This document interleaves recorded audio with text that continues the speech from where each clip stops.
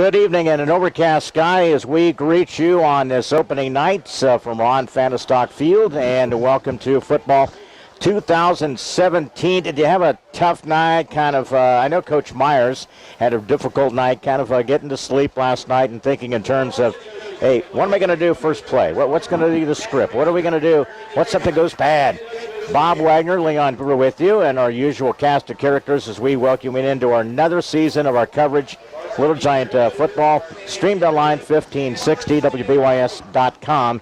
Megan, our engineer, back to studios for another season. Vic should be handling live the scores. A lot of the kickoffs will be at 7 o'clock as early start time tonight with Charleston, the opponent in town here tonight from Coles County. I know those neck of the woods quite well. It's 40-plus years since I went to college in that area there, so we'll give you a little, maybe a story or two along the line about that area. So we will welcome you into the broadcaster tonight. And, of course, we're streamed online at 1560 WBYS.com. Well, we take a look at our pregame show, and another key thing is back with us, our sponsors, and without them, their loyal dedication, we do appreciate that, all the work that Vic does, getting each of our scripts, everything ready to go for another season of our broadcast. And our pregame show throughout the year, our Gridiron, 30 minutes before kickoff, is brought to you by the Graham Health System.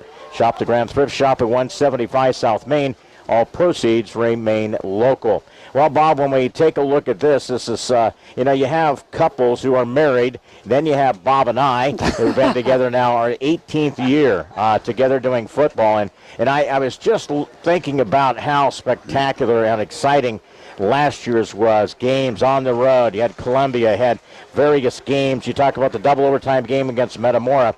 To me, that was without a doubt. I mean, you talk about the highlight of the end of your season and us being together that long. That is going to be tough to beat this coming season for the fans and for us to be able to enjoy that excitement again here, Bobby.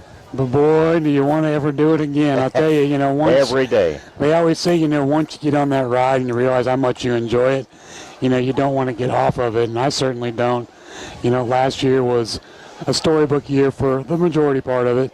You just kind of hope you can build on that with the youth that's come in to come up to the varsity level.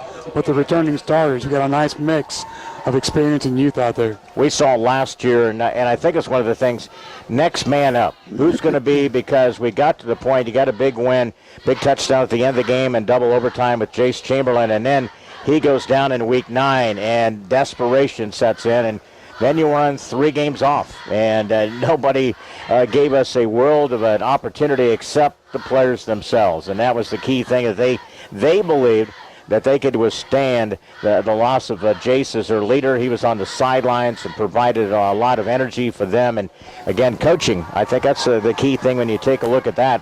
But coming into this season, you got a new coach, Cody Myers, with Ryan Pearson. We want to wish Ryan the very best at Princeton. They'll open up tonight as well.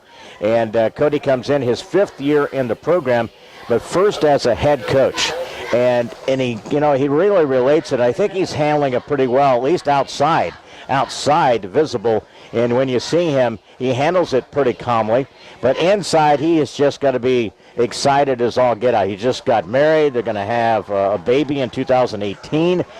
He loves Canton and a new opportunity, and hopefully that we won't get spoiled the opening night here for Cody Myers, who has put a ton of work in, and a lot of speculation about this football team. State ranked. You got that recognition in Class 4A. You have 3 other teams in 5A. What a whirlwind this year in the Mid-Illini is going to be, Bob, when you have 4 teams state ranked out of the polls of the Associated Press before we even kick off the football. Well, we've always talked about how difficult this conference is, no matter what sports you play. And I think when you see the preseason rankings, that's total evidence of that. It shows you that there's a lot more talent on the field each and every game you watch than what you might believe. And, yeah, some kids have moved on to play at that next level, but there's still a lot of talent out there and a lot of unseen talent that we're going to find out about this year. Tonight's pregame show as we kick it off, and about 24 minutes from right now, is brought to you by the Graham Health System. Shop the Graham Thrift Shop at 175 South Main in Canton. All proceeds remain local. Also alongside is Mark Bixler and Bixler Video Production as well on the sideline here on this Friday night. Overcast, guys, 71 degrees. And again, hydration still will be an issue, even with a little bit of the coolness in the air. And we expect a beautiful evening here for football and a great crowd already developing. We hear the cowbell already ringing, so we know that it's officially here, 2017 and high school football. A couple of things coming up, our halftime, our traditional senior interviews, Ipava State Bank, and that'll be coming up. Halftime, we'll interview the seniors each week, Evan Otto, Nathan Petty, and Bryce Adams. You'll hear from them during our halftime show. Bob will have his keys to the game as usual. We'll also have a number of other in-game stats, scoring drive recaps, all sponsorships. We do appreciate each of those individuals. We will also have a game-changing play performance. Halftime, they've changed a little bit of the ownership, but again, Just Tees and Hair and Nail Salon back for another year. We welcome them into our broadcast as well. And a few of the others are post-game. Monticle's Pizza. Jim has been along for a number of years, and some other folks that are regular commercial type of advertisers as well. Again, they're part of our entire broadcast. We welcome in for that as well. We're about 23 minutes and counting down. We'll talk about a little bit as we go along here, the new video scoreboard, and it is state-of-the-art, and it's quite unique in what it's going to be able to show the fans or replay. And as the game goes along live, and some of the other little whistles and bells of that video scoreboard. So as we count down to our kickoff here, 2017, a year ago, of course, one of the best in school history, reached the state 4A semifinals, lose to Rochester. Guess who's number one in 4A? Rochester number one, Canton number 4. So it could be another collision course, hopefully, but a lot of football to be played as we get you into week one of area high school football here tonight. 71 degrees and our cloudy conditions. We step aside. Our first break is coming up. Pregame is brought to you by the Graham Health Systems. Shop the Graham Thrift Shop at 175 South Main in Canton. All proceeds remain local. Our countdown to kickoff, 22 minutes away. We're streamed online, 1560 WBYS.com. First break in Gridiron pregame and Little Giant football on The Voice, WBYS. Helping bring you this event, Sedgwick Funeral Homes, Bartonville, Farmington, and Canton. Remax Traders Unlimited, Susie McMillan, your agent. By Spoon Animal Clinic, located on the north edge of Canton. Stereo Village on South 4th Avenue in Canton. By Canton Wesley United Methodist Church, located on North Avenue A. And by M. Bixler Video Productions. Call us for more information about underwriting.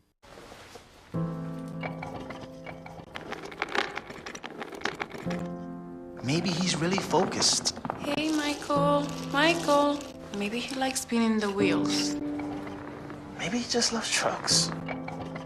Maybe he's just being a boy.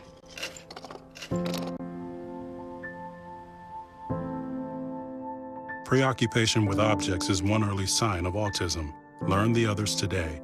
The sooner it's diagnosed, the better. Helping bring you this event, Monticle's Pizza on North 5th Avenue in Canton. In Canton, we deliver. The Bank of Farmington, located in Farmington and in Canton. By Canton Napa, located on North 1st Avenue in Canton. Big Horse Vineyard, located east of Lewistown. Canton Lambs of God Daycare and Preschool, located on North Avenue A in Canton. And by M. Bixler Video Productions. Want a DVD? Call us for more information. Michael Adams? Here.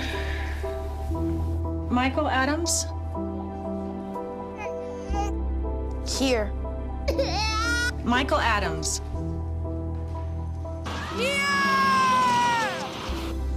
Michael Adams. Students who miss 18 days of school in any grade risk falling behind and not graduating. Absences add up. Keep track at boostattendance.org today. Today's pregame show and each broadcast here on WBYS with Coach Cody Myers is brought to you by Big Rack Steakhouse on North Main in Canton.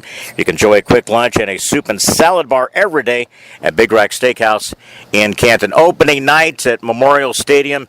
Doing a lot of our interviews, Coach Myers, this is a little bit differently. I know that from time to time, an opportunity to be a head coach for the first time is that, I guess now after several months working and getting ready for the game on, is it seems surrealistic to kind of that it's going to be your opening night?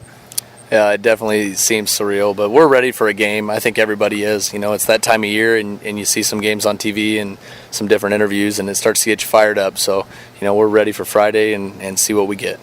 When you first came into the Canton program, man, I knew that you had a special connection with our community, didn't you? And I know that meant so much that you were able to get handed the football team in that position, didn't it? Because I know that you have a great connection and you love this community. You know, Canton's a great place, and you know that coming in, but it was in a tough position, and the kids were in a tough spot. You know, they were expected to win, and there's nothing wrong with that. There was high expectations, and you know, to get the community to rally around you the last few years and to get where we've been now, I think our entire staff's having a blast. When you look at it, even as a player for you, have you ever seen the success and the things that are coming into this program right now? I mean, you talk about that divine intervention coming in, the right time, the right coach coming in. You feel that, you know, when you come in, that, you know, the success that you had last year, and now you've been handed the reins to this. Well, Leon, honestly, you know, it's been a long road. It's been 4 years of hard work, and that's a daily thing. It's a lot of behind-the-scenes stuff that's done, and, you know, even last night, I know a lot of the kids were up watching film and getting ready for the game.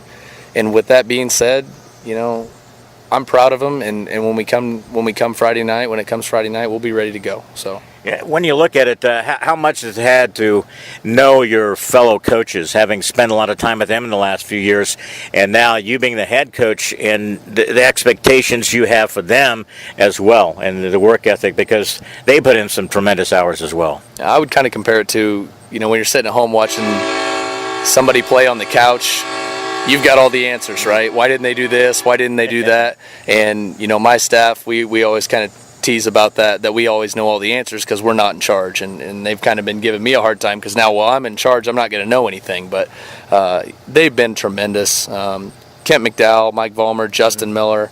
I mean, I can go on and on. Bill Lingle, Brett Miller, Harold Rose, Grant Stevenson, Trey Harrison, Cole Schroet, Cody Smith. You know, my entire staff's been awesome and really supportive, and that's from the moment the position came open to the first day on the job. These guys have been awesome and I have nothing but great things to say about them. Already high expectations out of this group, you know, picked top of the conference, got a state ranking. It's one of those things, handling that as a player and as a coach, right? I mean, it comes both for situations, knowing to put yourself into this and continued success. You want to continue that steamrolling. You want to continue that momentum, don't you? You know, momentum plays such a huge role in sports, and I don't really think it matters what sport you're playing. And even in life, when you got things rolling and things going well for you, you know, I imagine it's going to continue. And these guys, I don't think they're satisfied, but at the same time, I don't want them to become complacent and be okay with where they're at. I don't want them to look at it and say, well, we're okay because someone said we were going to be good. We're okay because someone voted that we were at the top of the list. They've got to go out and do it. And if they don't, you know, by all means, you know, I've got their back. I know we've put in the work and done the things that need to be done in order to be successful. I've seen it before here. Many a times I've seen players step up and do things that I never thought they'd be able to do. And, you know, I've seen memories that, you know, I'll never forget here. Yeah. When you are going to be play calling for the first time as a varsity head coach, will it be a lot field position, knowing your personnel, what the defenses are giving, or just maybe a little combination of everything? I mean, you got to be quick read when you're doing that, don't you? 3 years as a defensive coordinator against some of the teams we played, and they've put us in binds, and I've had to call college coaches, and Justin Miller's been great helping me, and Mike Vollmer and some of these guys. Hey, what can we do? What can we do to stop them from getting us where they want us?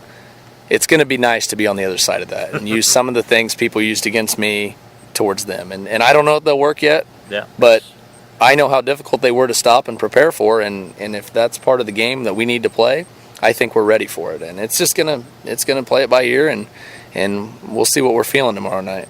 What's your take on this football team as you've seen them away from the football field, everything that goes into getting ready all the time, behind the scenes, getting ready for practices, getting up to this thing? What's the character of this team? You probably get a pretty decent read on what this team is, you know, what they're made up, right? We're really big about preaching about character and trying to do things the right way and mean something to your community and your town and your family and your teammates. And I think our guys have done an excellent job of embracing that. It's a tough position to be put under the microscope, especially at such a young age, and everything you do, you feel like you're letting someone down. These guys want to please people, and they've done an excellent job of staying grounded and doing so. But, moving forward, I think that because we've got good kids, the winning and the playing well is going to take care of itself. These kids play hard, and they've got good character. And you know what? At the end of the day, if things don't work out, I know that we've done everything we can to prepare these guys for something after football. Season begins tonight with Charleston, and we always kind of close in our pregame, talk about a couple of keys to the game. With this getting off to a good start, we've always talked about turnovers and field position, those type of things. What, as a head coach, what's your main concern coming in against Charleston here? Not to maybe overlook a team like this out of the first game. What's kind of your take and read on what's the keys to success? I guess would be the key thing here as we get ready for kickoff. There's a lot of cliches people use. We want to control the clock, or we want to limit turnovers. Mm-hmm. But in all honesty, we want to stop the run, and we want to control the clock. And I think if we do that plays into our hands. We've got a lot of two-way players, and it's no secret to everybody around here that we do that, mm-hmm. and we're okay with it. We'll step up to the plate with anybody, with our two-way players and some of our other guys, and we'll go to battle against them. But controlling the clock and stopping the run is definitely going to help us win this football game. Absolutely. So. Another piece of history began 2017. First-year head coach Cody Myers. Cody, wish you the best. Always appreciate your assistance to help. We look for a great season from you and the Little Giants. Thank you, Leon. Appreciate it. More coming up as we continue. Our pregame show is brought to you by Big Rack Steakhouse on the North Main in Canton. We enjoy a quick lunch and a soup and salad bar every day at Big Rack Steakhouse in Canton. Pregame and a Gridiron show continues after this timeout. Helping bring you this event, Sedgwick Funeral Homes, Bartonville, Farmington, and Canton. Remax Traders Unlimited, Susie McMillan, your agent. By Spoon Animal Clinic, located on the north edge of Canton. Stereo Village on South 4th Avenue in Canton. By Canton Wesley United Methodist Church, located on North Avenue A. And by M. Bixler Video Productions. Call us for more information about underwriting.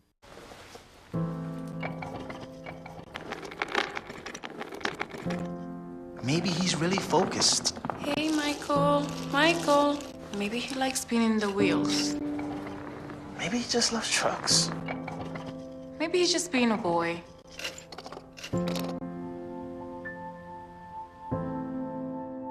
Preoccupation with objects is one early sign of autism. Learn the others today. The sooner it's diagnosed, the better. Helping bring you this event, Monocle's Pizza on North 5th Avenue in Canton. In Canton, we deliver. The Bank of Farmington, located in Farmington and in Canton. By Canton Napa, located on North 1st Avenue in Canton. Big Horse Vineyard, located east of Lewistown. Canton Lambs of God Daycare and Preschool, located on North Avenue A in Canton. And by M. Bixler Video Productions. Want a DVD? Call us for more information. Michael Adams? Here. Michael Adams? Here. Michael Adams.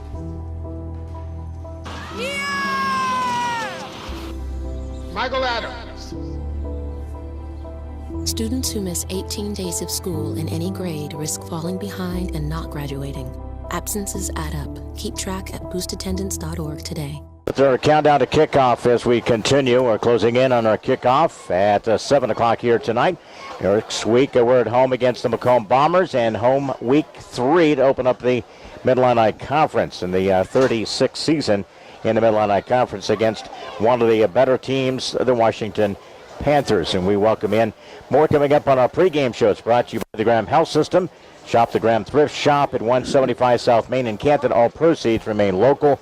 Overcast and 71 degrees. Coming up, a little bit about Charleston, the Trojans out of Coles County. Enrollment of 806. They're out of the Apollo Conference. Their head coach is Tyler Hanner. It is in his second season. He came, again, very similar. If you look at the kind of their history, if you backtrace here about 5-6 years, very similar, Bob, in what our program went through, a couple of losing seasons, 17 straight losses in a stretch there before they got a win last year. They ended up winning the first game of the season, and then they lost, I think, 2 or 3 games in a row, and then rebounded a couple of games. They lost their quarterback. They have a new quarterback now. That's Seth Higgins. He came in, and after week 3, led them to a couple of other wins. They were 3-6 a year ago. 2015, again under Tim Hogan, who spent 1 year at Charleston. They were 0-9, 0-5 in conference. Before that, concluding of 15 seasons under Brian Halsley, he went out with a 1-8 record, and in 2013 they were 1-8. So during that stretch, 17 straight losses. And again, it's very similar. This is a point, really, they're in their program where we were about 3 years ago, Bob. And I think that's the thing that you have to take a look at that. And why I mean by that is a dangerous team. They're a team that are on the throes of winning more than 3 games. They've been competitive. They're starting to figure it out. Liking what their coach provides, they're starting to believe in those type of things. That's a dangerous team coming in here in your week 1 for the Little Giants opponent. Yeah, it is, and I think you look at this team, Leon, and they're one of those, they want to turn that corner. You know, they want to get to the point where we're at right now, and it all starts with success. And how do you do that? You drive a long freaking way to do a game, and you come here and trying to beat a team who went to the Final Four last year. Is it going to be easy? Not a chance. It's going to be very tough. Absolutely. It's a situation where they have nothing to lose, and they're going to show that in the game tonight. They will run a lot of formation passing. They'll go 3-by-1. That's one of their favorite passing kind of situations. They'll set up. They kind of set up. They'll set up passing to run the football a little bit, and that's really the kind of the way that really Coach Hanner has gone about it. So we'll see an exciting matchup here tonight. The Charleston Trojans against the Canton Little Giants. Our countdown to kickoff continues. Defensive, here's the starters tonight. Those include sophomore D-end Micah Barnhart will start tonight. Also at a D-end, a junior Cameron Oatman. The 2 senior and the brothers, a tackle and a nose defensively for the Canton Little Giants, Nathan and Garrett Petty. Mike, linebacker, the middle linebacker, Gage Miller, a senior, first-team all-conference offensive lineman, and he has the opportunity to win maybe a second all-conference position defensively this year. He is one of the captains of this Little Giant team. Also the Sam linebacker, Bryce Adams. He switches from offensive, the sniffer, really to just main linebacking core duties. Also a strong safety, one of the better ones in the area, Ethan Magnuson, a senior. Free safety is Drake Yerbick. Safety Evan Otto, who is primed and ready for a great senior year. He's really put in the time. He is another one of the captains in regards to that, as well as Drake Yerbick. The corners Dylan Walton, the sophomore, and the corner Nathan Lucas, a senior. His 3rd year. You really think about he played as a sophomore. Last year he started as a junior as well, and then he'll make his senior appearance. Defensively, Nathan Lucas for the Canton Little Giants. We'll take a break here. We'll get to Bob's Keys to the Game as we have a great crowd on hand, 71 degrees. Our countdown to kickoff pregame is brought to you throughout the year by the Graham Health System. Shop the Graham Thrift Shop, 175 South Main. All proceeds remain local. Back here in 90 seconds. Helping bring you this event, Sedgwick Funeral Homes, Bartonville, Farmington, and Canton. Remax Traders Unlimited, Susie McMillan, your agent. By Spoon River Animal Clinic, located on the north edge of Canton. Stereo Village on South 4th Avenue in Canton. By Canton Wesley United Methodist Church, located on North Avenue A. And by M. Bixler Video Productions. Call us for more information about underwriting. Okay, so we drowned the fire, stirred it, drowned it again, and now just feel if it's cold. Yeah. Cool.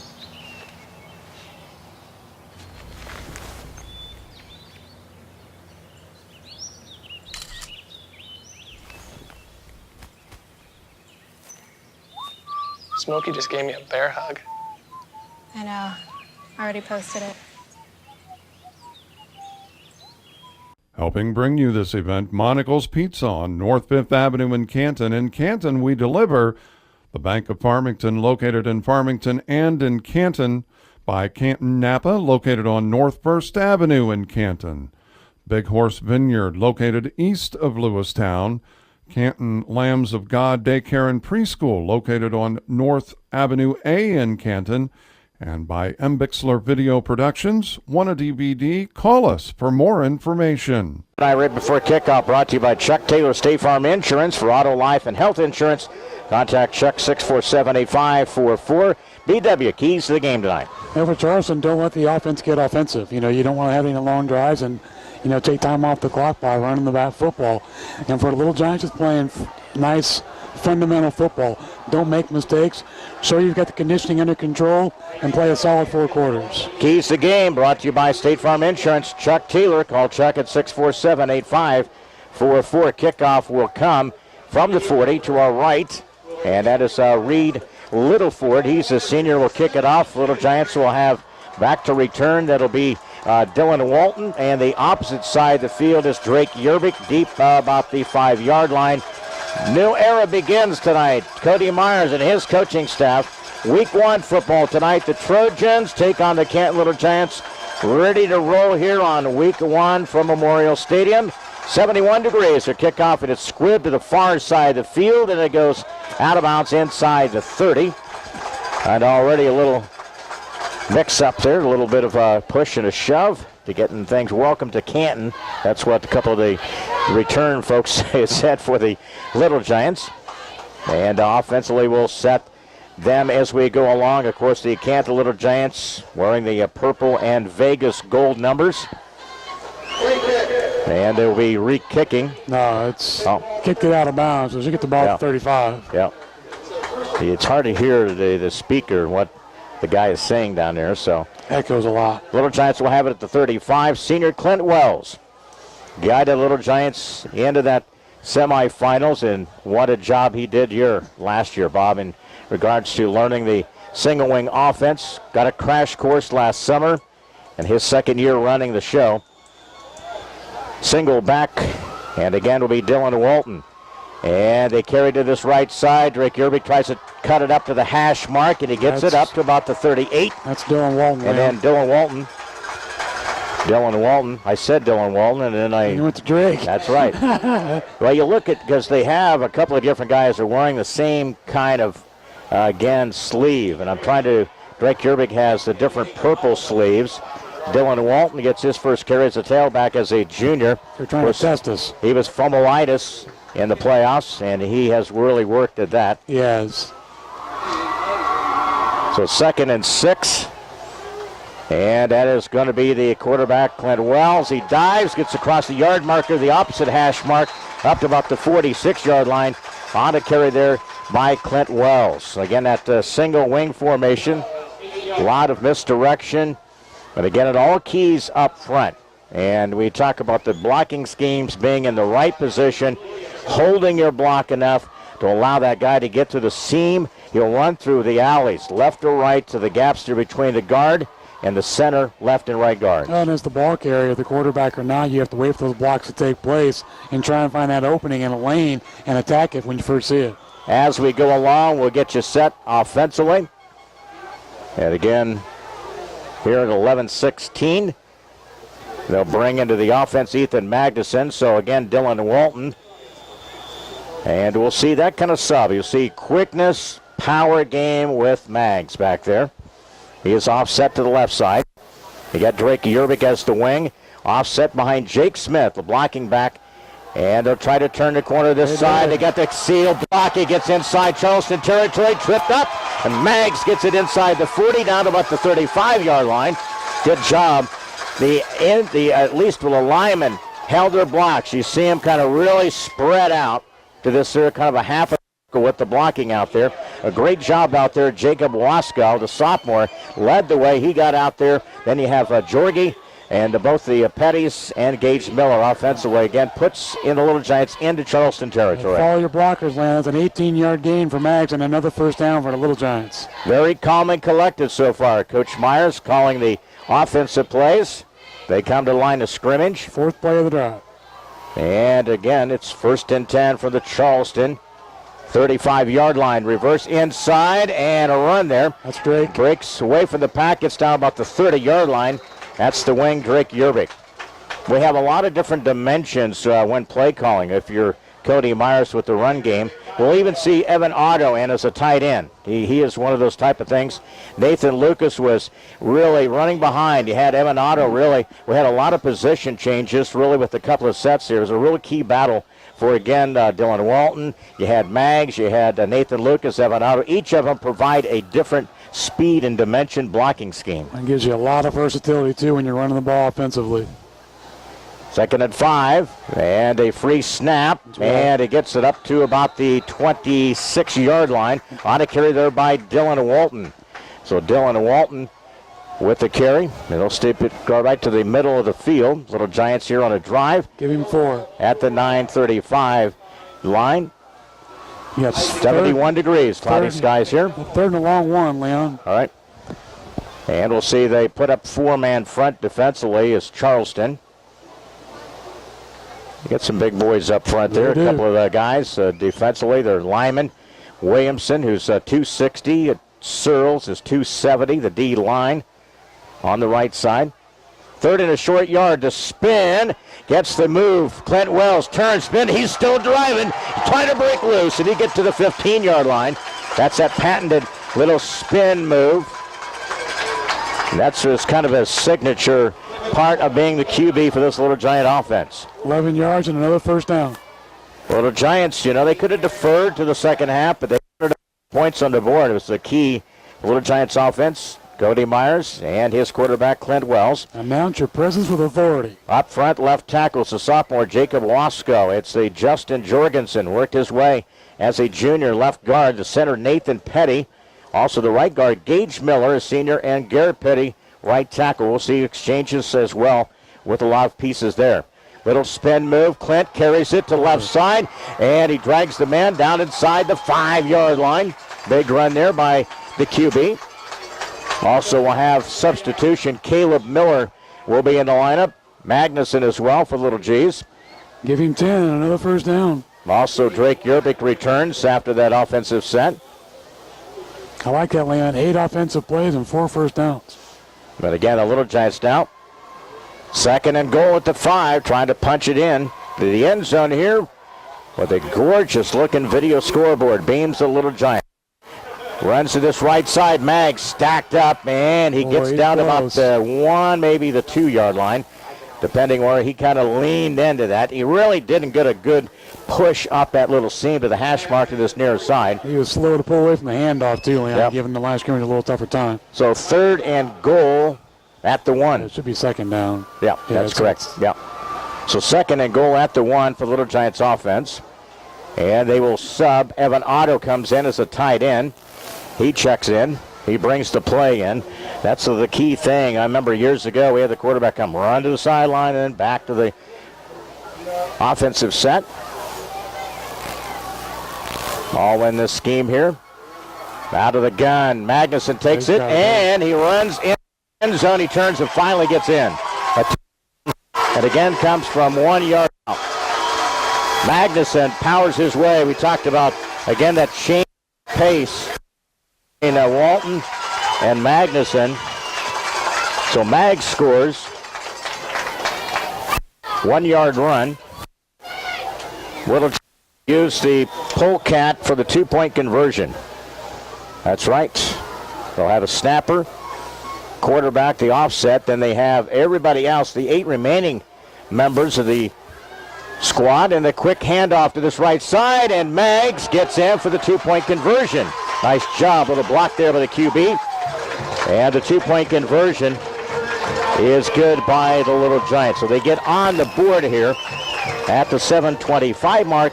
Little Giants jump on top against Charleston. 7-0 our kickoff in week 1. You're on the voice of Fulton County, WBYC, in your home for Little Giant football. Back in 30 seconds. Helping bring you this event, Sedgwick Funeral Homes, Bartonville, Farmington, and Canton. Remax Traders Unlimited, Susie McMillan, your agent. By Spoon River Animal Clinic, located on the north edge of Canton. Stereo Village on South 4th Avenue in Canton. By Canton Wesley United Methodist Church, located on North Avenue A. And by M. Bixler Video Productions. Call us for more information about underwriting. Late penalty, so again, negate that 2-point conversion. Now we'll try for the PAT. That'll be Jesse Theobald. They shift into it. And the holder for the Little Giants is Drake Yerbik. Petty will snap it. They get it down. And it is blocked. So no good. After the penalty was assessed, and then the PAT was blocked, so no conversion. So again, the Little Giants do get the points on the board. A 1-yard run by Maggs. It's 6-0. The kickoff back here to Memorial Stadium in 30 seconds. Helping bring you this event, Monocle's Pizza on North 5th Avenue in Canton. In Canton, we deliver. The Bank of Farmington, located in Farmington and in Canton. By Canton Napa, located on North 1st Avenue in Canton. Big Horse Vineyard, located east of Lewistown. Canton Lambs of God Daycare and Preschool, located on North Avenue A in Canton. And by M. Bixler Video Productions, want a DVD? Call us for more information. Here's your scoring drive recap. First of the year, brought to you by Ray Rickenall and Walter Brown, Country Financial. 48 West Locust, call Ray or Walter, 647-6180. 9-play drive, 65 yards it covered in 4 minutes, 35 seconds. And Ethan Magnuson, a 1-yard run, and the PAT blocked on that conversion. It's Little Giants 6-0 at the 7:25 mark. And I can see Ray Rickenall jumping up and down the couch, man. Ching, ching, ching, ching, every time he hears his name with the touchdown. So it's good to have him back. We have great loyal again, sponsorships, and we're off and running here. Little Giants again with Jesse Theobald, the senior, will kick off. And let's see who do they have back to return. I think it's number 24, Griffin Green, to this near side, and the opposite side is 21, Sweeney. Yep, those are back to about 10. Jesse Theobald has the big leg. And he'll kick it off to this right side, and it rolls for about the 11. On the 11. And he gets by one man and down at about the 35 on the return there. And again, the return was by Griffin Green. So Charleston, the Trojans, 3-6. Again, heading into this year. Last year was the first year for Tyler Hanner. In the second season, and they began to replace a couple of different teams in the conference. One of those teams, of course, the non-conference, was the Canton Little Giants. Next year, we travel to Charleston to Coles County next year. Here's Seth Higgins. Works out of the gun. 2x2. Single setback. Out of the low snap here. Late handoff. Stacked up in the backfield down about the 35. You might see a hole or a face mask, too. I'm not sure. Yep. So interior there play by the Little Giants. Bryce Adams on the initial stop, and again, it's going to be against Charleston, the penalty. I can tell you who it's on, too, Leon, number 54. He had some serious jersey trying to create some separation there. So what do you think of the opening drive? You know, really didn't have to show throwing the football a little bit. We used our run game and used it to really kind of offset a power game, a little bit of speed in between there. So nice 9-play drive. I like the fact, it was a 9-play drive, and out of those 9 plays, we got 4 first downs. So we're definitely being efficient. We're also gaining good yards in the process. So it's again penalty on Charleston. It'll back them up. 7-14. 1st and 15. And again from the 25, the snap of the football. And again, they will back the pass over the middle. It's intercepted and knocked down. Evan Otto had it in his mitts. And about the 33-yard line. He threw that in a triple coverage, too, Leon. And he stepped right up in that seam, and Evan had it right in his mitts there, man, and he knew it. I tell you what, you do that in week 4, Evans got pick 6. Well, and it's, again, a lot of experience in this defense. You talk about the linebackers to the secondary here. Back to pass. Here comes the rush. They chase him out of the pocket. He runs to the near sideline and bounces out of bounds. Could be a late hit. It's going to be a flag. Yep, that's a tough one. You got to hold up. You got to hold up when you come into that particular territory there. And again, it's going to be a penalty against the Little Giants assessed. You got to hold up on that type of a play there. You know, because he was already to the chalk line to the out of the boundary here to this near side. Yeah, just let him go out of bounds. Yep. And a personal foul. And a 15-yarder keeps it. You know, you can boo all you want, but it's silly. Just I know you're trying to be aggressive, but you cannot make those kind of plays. Yeah, I don't know why the crowd's booing. That was a legit call there. 6:59. Robin Lynch, good buddy, I know who's listening in, says you got to be calmer during the officials during football. I don't think that's the case. It's basketball. You're confused with the sport. You're confused with sport. It's still third down. So third down now. Almost, I'd say a short 4. So the 42-yard line. Snap of the football, single set, trips to the opposite side of the field. And inside, and a handoff stacked up. That's about the, let's see, down to about the 44-yard line. So the 44-yard line. And a good job there by the linebackers to get up there and fill that void there. 4th and 1. So 4th down and 1 from the 44-yard line. So Seth Higgins, Cam McDonald, one of the running backs, Littleford. Also have a receiver on the near side, Dayton Black. He's a junior. There we go. Be a key defensive stop here. Now the officials stop play here. They'll have a little conversation. Stopping it for what? Yeah. And we'll see here.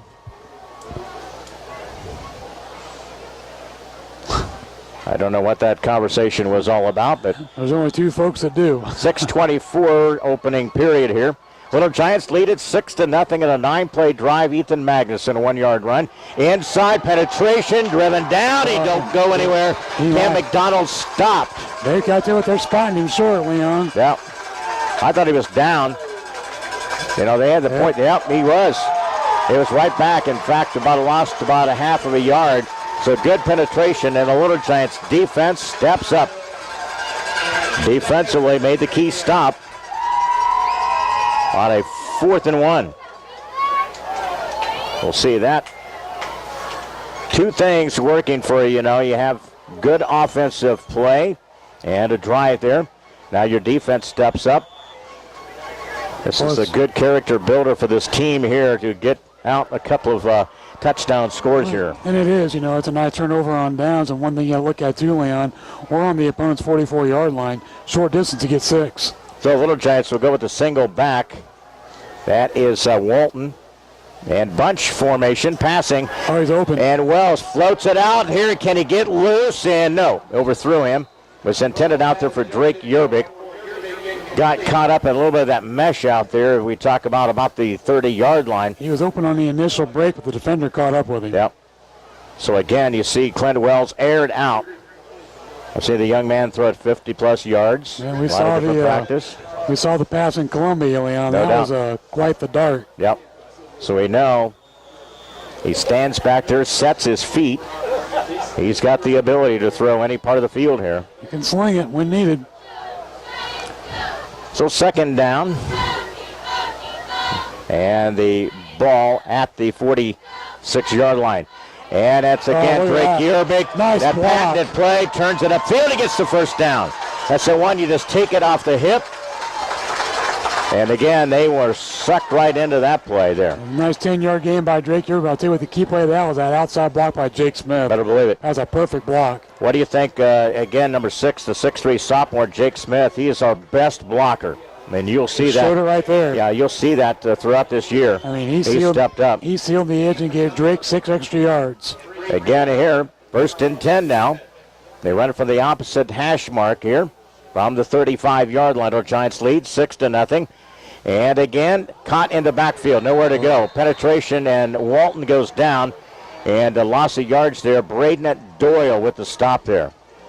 So again, the Little Giants caught in the backfield. They had a blitz going on.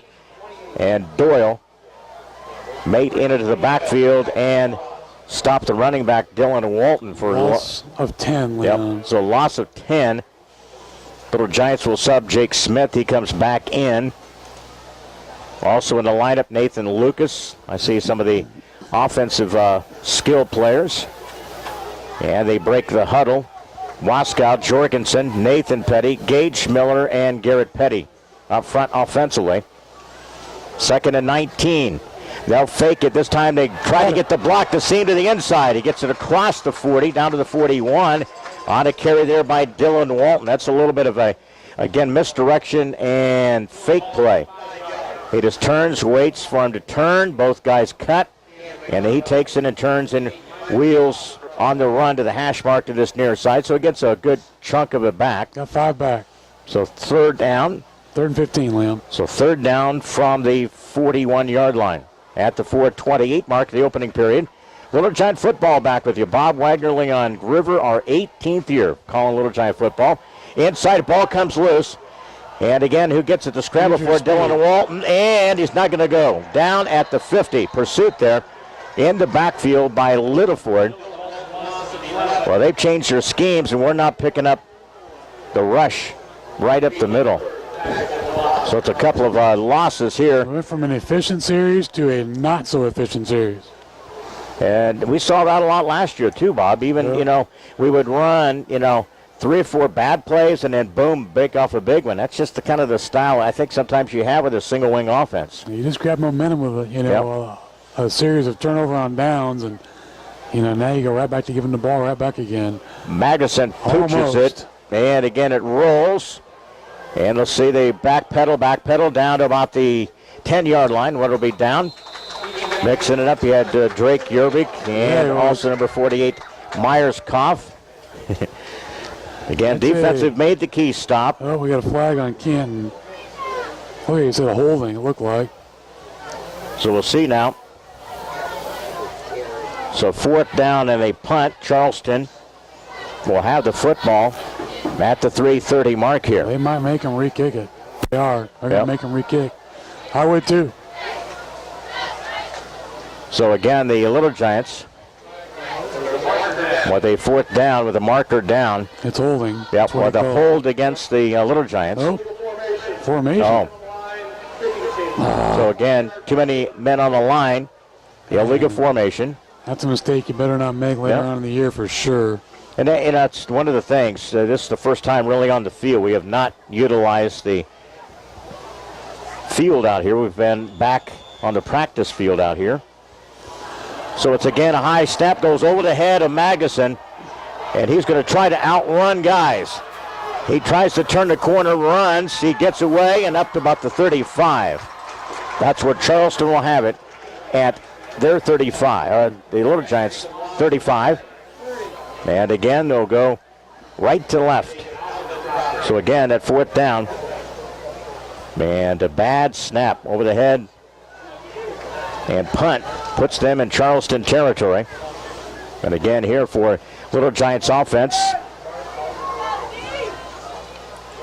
At the 36, trips to the opposite side. This is a team that will spread you out. It could be a dangerous throwing the football. They put a man in motion. McDonald inside handoff. Bob says it's coming back. It was pretty early release on that point, don't you think? We saw a jump there. Yeah, pretty early release up front. Penalty marker stops the play here at 3:11. Again, Charleston, first time in Canton territory. Take the penalty. And the Little Giants here again. Conversation with the officials. They called an illegal shift. Yeah. Well, you have a lot of different things. When these days and times, there's a lot of, and again, a lot of different receivers on the line of scrimmage. You have to be there, who's not there, and a lot of different personnel who are coming in. Trips to the opposite side, this time Littleford. Well, you got all these formations you see nowadays, and you can see a lot of times where you got 2 guys moving at the same time. Albin, the inside man, is his primary target. Trips to the opposite side. Out of the shotgun, single back. 1st and 15 for the Trojans in Little Giant territory from the 41. Zone read, they stack him up, going nowhere on the carry there of McDonald. Nice play defensively by Micah Barnhart, the sophomore. Bryce Adams in there too. Yep. So Bryce kind of held him up, and then the big guy, the DN, Micah Barnhart, with the key stop there. You can see a lot of the wristband play call comes in from the assistant coach, the defensive coordinator, Justin Miller. 2nd and 16, back to pass. Here comes the rush. The ball deflected, and again is incomplete to the opposite side. Oh, 64 holding again. Also out there coverage is Gabe Gossett. Was intended for Cam McDonald. So incomplete, 3rd down. Athletic ability on that knockdown. So again, Little Giants had 2 opportunities on a 4th down and punt situation. After the penalty, got the bad snap, gave Charleston pretty good field position, but so far holding the line here. 3rd and 16. Snap of the football comes, turns, flips it out here, and it goes incomplete. Adam up to 35, in and out of the hands of the opposite side of Keegan Brady. Well, the thing about it is, Lamb, he'd have caught him been down by contact, so he wouldn't have gotten much, about 6 yards. So 4th down now. They got to get to the 26 for a first down. Halftime, we'll have our senior interviews. Are brought to you by the Apifa State Bank. Halftime seniors Evan Otto, Nathan Petty, and Bryce Adams. That'll be coming up tonight. They're showing punt. Doesn't mean they will, though. Little Giants will drop 2 back. That will be Drake Yerbik. Might try and play some field position, Leon. And also Gabe Gossett. So the blocker back here is Doherty. Again, back to do the punting from about the 45. Now delay, stoppage of play here by the officials. Delay a game. Yep. That's what I thought it was going to be with the delay. So don't back it up. That's their 3rd penalty already for a total of 20 yards. Knew it had to be because of that part of the field there and on that play. Well, I saw the time clock was down to 3. Yep. They were taking their time. So 2:33 on the game clock, and ready to do it again. 5-yard back 'em up. Must have faith in their punter, huh? Now for the 48. Low snap, loose on the turf, trying to run away from the traffic. Higgins, and he's finally driven down. Driven down. That's where Little Giants will take over. Good job on that pursuit. Special teams did a great job there. Barnhart and company, a couple of other guys out there. Justin Yerbik. So Charleston again. And 4th and a punt. Recovered. And the Little Giants will have it from inside our inside Charleston's 50-yard line. Got it at the 48-yard line, Leon. So Little Giants with the lead of 6-0.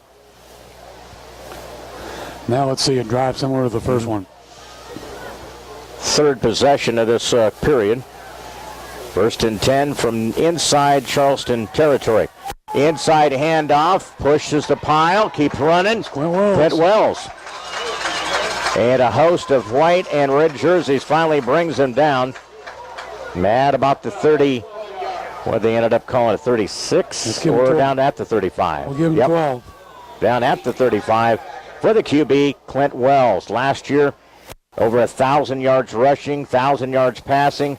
He contributed 26 touchdowns a year ago, 12 from passing, 14 in rushing. For this QB now his senior year. Drake Yerbik goes to the wing. Single back for the Little Giants, tight end off the left side. Corner here with Walton. He's got the outside. Makes a block, lowered the shoulder. Good job there. Gets it inside the 25. Showing a little physicality there. Dylan Walton, the junior. Give him 11. He gets the wheels going. It takes him a little while to try to get to that outside there. I'd like to see him turn that corner right outside that hash mark. We always talk about that green grass out there, man. Look for those big areas out there. So 1st and 10 now from the 25. Nice snap, and Walton gets it to about the 21 and driven down. Stopped there defensively by Griffin Green. Put him at the 20, Leon. It's a gain of 4. So Maggs will come in. Dylan Walton with a couple of runs. At the minute 26 clock runs here in this opening period. Opening nights, beautiful evening for football and just a great turn. Little Giant fans. We got Macomb home next week and then Washington. So we open up first 3 weeks of 6 home games on this season. I like that. 2nd and 6. Down to 8. Snap of the football, gets a block. Wells cuts it up. And he gets it down to about the 15. Trying to wait for something to look like maybe a block because he was looking for that seam off the right side, the hash mark to this near side. He was trying to find something up there. Jake Smith will come to the sideline. He will bring in the play. 3rd and short. We got Blake Poston as one of the receivers this time, number 11 in the huddle this time. So far, Clint Wells has got 5 carries and 46 yards. Play clock is at 21, game clock 36. 3rd and 1 from the Charleston 15. Snap of the football. Clint Wells drives, turns the head, keeps it down, and gets it about the 12-yard line. Stops the clock with 24 seconds. They'll sub defensively. Also, Jake Smith gets the play from Cody Myers to the sideline. He'll bring it back in. Still remains Waskow, Jorgensen, Nathan Petty, Gage Miller, Garrett Petty. Pretty much same guys up front. My Little Giants offensive line. 18 seconds, so it'll be 1st and 10. They'll just let it run out. Again, Jake will walk to the huddle, and that's the way this period will come to an end. Little Giants on the opening drive took it 9 plays by Ethan Mack. Game, the Little Giants lead it 6-0 against Charleston. Second period, back to Memorial Stadium after this 1-minute timeout. Helping bring you this event, Sedgwick Funeral Homes, Bartonville, Farmington, and Canton. Remax Traders Unlimited, Susie McMillan, your agent. By Spoon River Animal Clinic, located on the north edge of Canton. Stereo Village on South 4th Avenue in Canton. By Canton Wesley United Methodist Church, located on North Avenue A. And by M. Bixler Video Productions. Call us for more information about underwriting. Helping bring you this event, Monocle's Pizza on North 5th Avenue in Canton. In Canton, we deliver.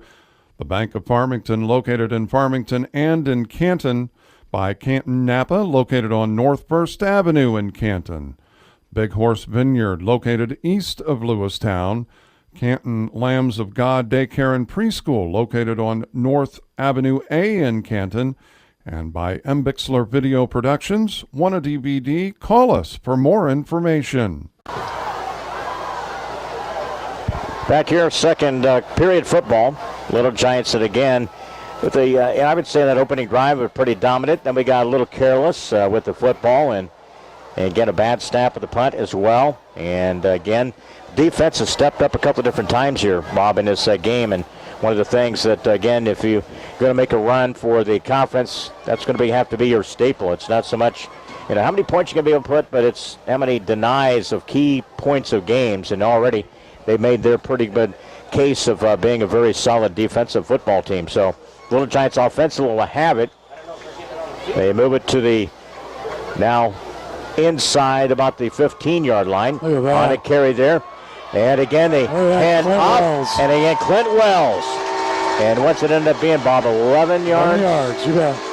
11 yards on the carry. Again, Clint Wells.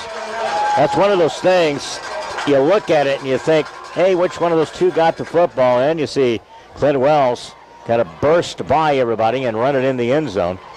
So the QB, Clint Wells, gets his first rushing touchdown. The Little Giants back out on the lead now. It's 12-0. And we'll see what we do with the Polecat two-point conversion. We got to the opposite side, Evan Otto, quarterback, center, single offset back.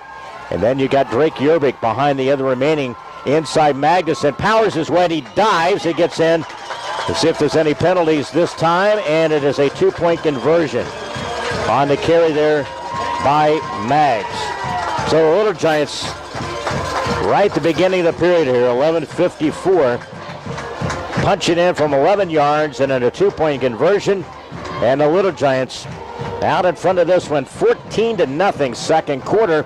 Back with the kickoff in 30 seconds. Helping bring you this event, Sedgwick Funeral Homes, Bartonville, Farmington, and Canton.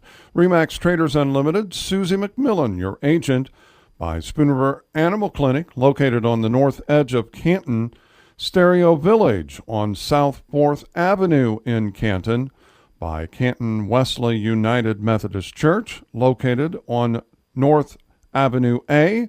And by M. Bixler Video Productions. Call us for more information about underwriting. Brought to you by Ray Rickenow, Walter Brown, your country financial agents, West Locust and Canton.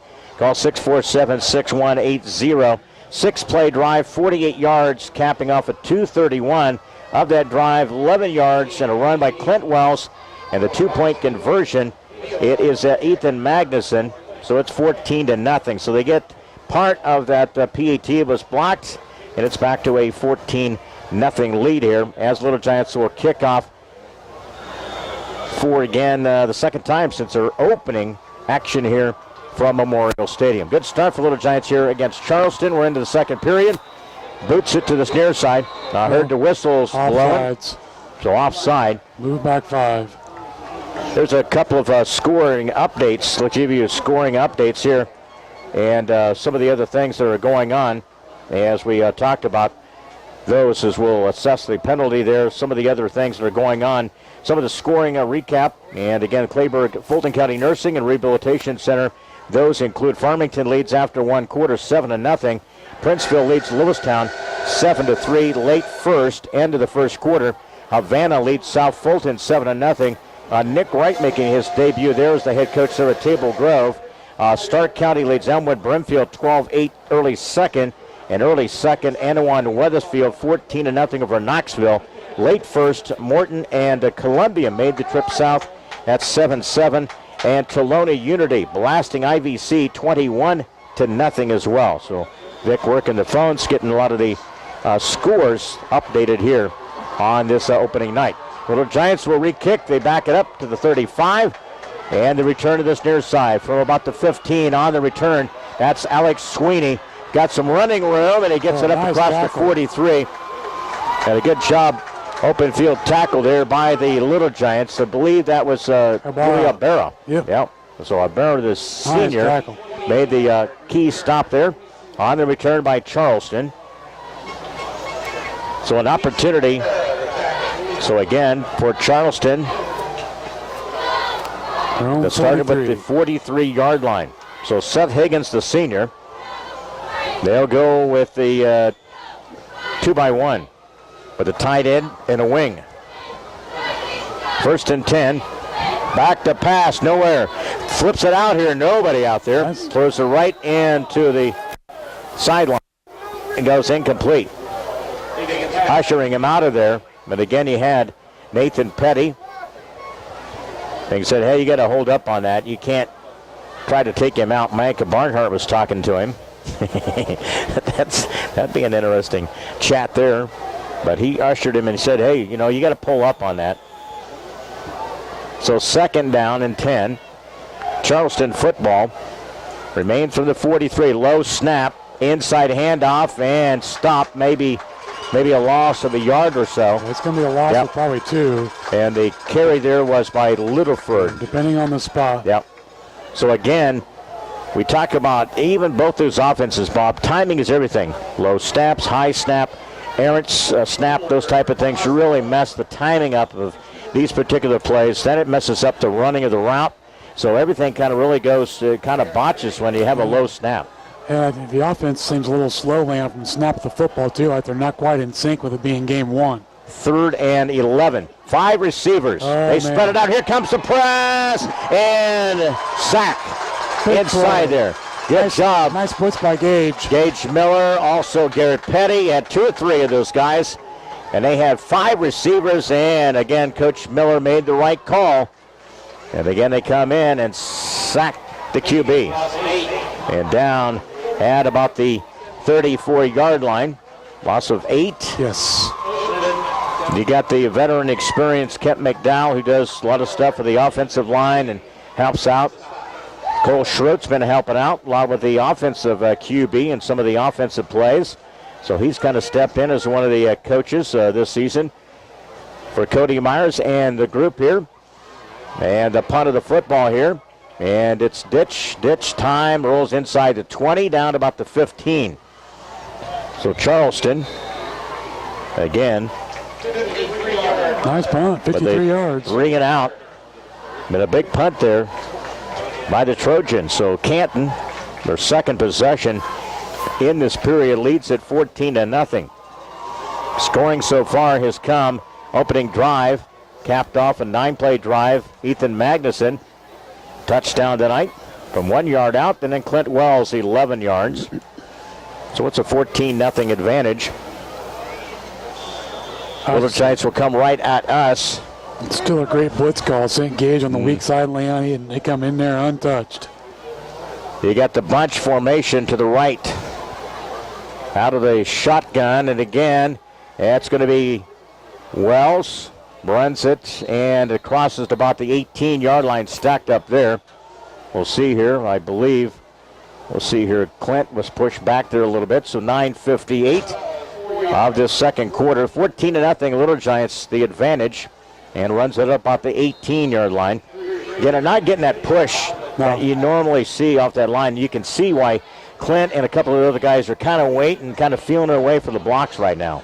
Trying to get that pressure, find that little lane to run through to line of scrimmage. They've been getting there from time to time. There's just not a lot of windows to get into big games right now. 2nd and 6. Little Giants territory with 9:40, second period. Charleston in town, out of Coles County. They're the Apollo Conference. Turn, spin move. Clint Wells drives across. Knocks one man down, gets it across up to about the 23-yard line, but it's going to be shy. So it's going to be shy. Boy, he's right at the stick to the opposite side of the field there. Got it. Yep. No, they gave it to him, didn't they? They did. It's what the eyeball looked like it was going to be short. That's already our 9th first down. So Little Giants now will have another first down. And again from the 24-yard line. Again, you have several guys, the Petties, Gage Miller going both ways. Again, the single back, turns, spins, Clint fights his way through traffic, and it goes down at about the 26. We'll give him 2. So a couple of yards. Helping him up is Evan Otto, who's one of the tight ends for this Little Giant offense this year. And let's see, we have Wasco had a scare early in the week, thought he broke his finger. It was an ugly looking thing. I mean, it was twisted and out of place. And all it was dislocated. Snap her back and snapped her back in, taped it up, and he's ready to go. Young man was a sophomore. I would have screamed like a little baby, Bob.